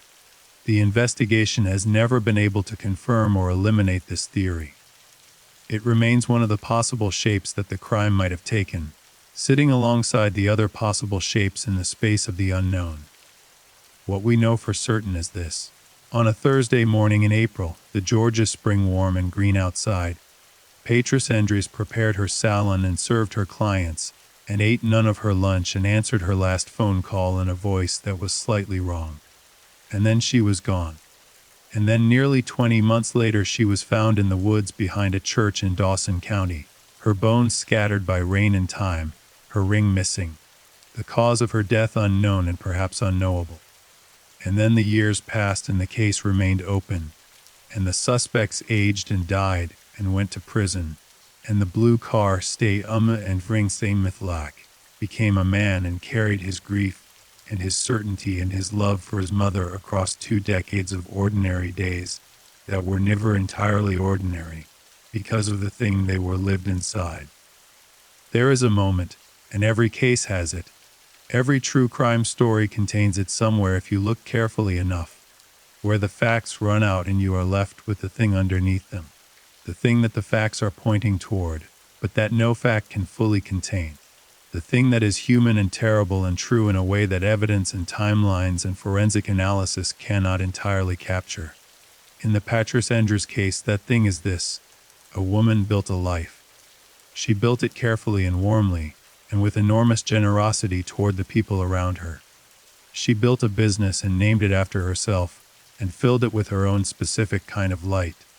She raised a son who loved her completely, and who has spent his adult life trying to get her the justice she deserved. She moved through the world in a way that left people better than she found them. That made the specific spaces she inhabited warmer and more human. And on an ordinary morning, in the middle of an ordinary week, in the middle of ordinary life, someone took all of that. Someone walked through a door or pulled into a parking lot, or made a phone call or sent someone else, and in 13 minutes they unmade everything that Patrice had built. They took her from her son and her clients and her salon and her lunch and the specific April morning she was supposed to be living. They put her in the woods and left her there, and they have been, for 20 years, somewhere in the world continuing to breathe and eat and sleep while she has not. This is the thing underneath the facts. This is what the case is actually about, and it is not over. The Georgia Bureau of Investigation tip line has received thousands of calls over the course of 20 years. Thousands of people who watched a documentary or read an article, or simply heard the story from someone who heard it, from someone else to do something with what they knew, or thought they knew or half remembered from a morning on Highway 369 in the spring of 2004. Most of those calls led nowhere, but every one of them was an act of acknowledgement. An act of saying, this matters. She mattered. Patrice Endres was 38 years old. She had a son who needed her and a salon that bore her name, and a lunch she never got to eat. She had a laugh that changed the temperature of a room, and a talent for making people feel seen. She had plans for the following week and the week after that and the years beyond. She had a life that was entirely, specifically, irreplaceably hers. And somewhere in the world, someone knows what happened in those 13 minutes. They know about the blue car. They know about the ring. They know whether it was planned or whether it was random. Whether it was personal or whether Patrice was simply in the wrong place at the wrong moment in front of the wrong person. They know the name that 20 years of investigation has not been able to produce. And they have been carrying that knowledge through every ordinary day since April 15, 2004. Through every April that has come and gone. Through every spring morning that carried the same mild Georgia air and the same green light through the same pine trees. That weight does not get lighter. It gets heavier. And the people who know that weight eventually put it down one way or another. Sometimes by speaking, sometimes by confessing, sometimes by telling one person who tells another, sometimes by leaving behind, in the wreckage of a life finally finished, something that points in the direction of the truth. The GB597A477. The ring is still missing. The blue car has never been found. The case is still open and the investigators are still working and Pistol Black is still waiting. If you know something, say something. For Patrice. For her son. For the 38 years she lived and the ones she was supposed to have. She deserves the truth. She deserves for someone to finally say her name in the right context, in the right room, to the right people, and let the answer come. Thank you for spending this night with her story. If this case moved you, please leave a comment, like, and subscribe. Share it with someone who might have a piece of this puzzle. You never know who is listening. Good night. Stay safe. And remember, the truth has a way of finding the light, even after 20 years in the dark.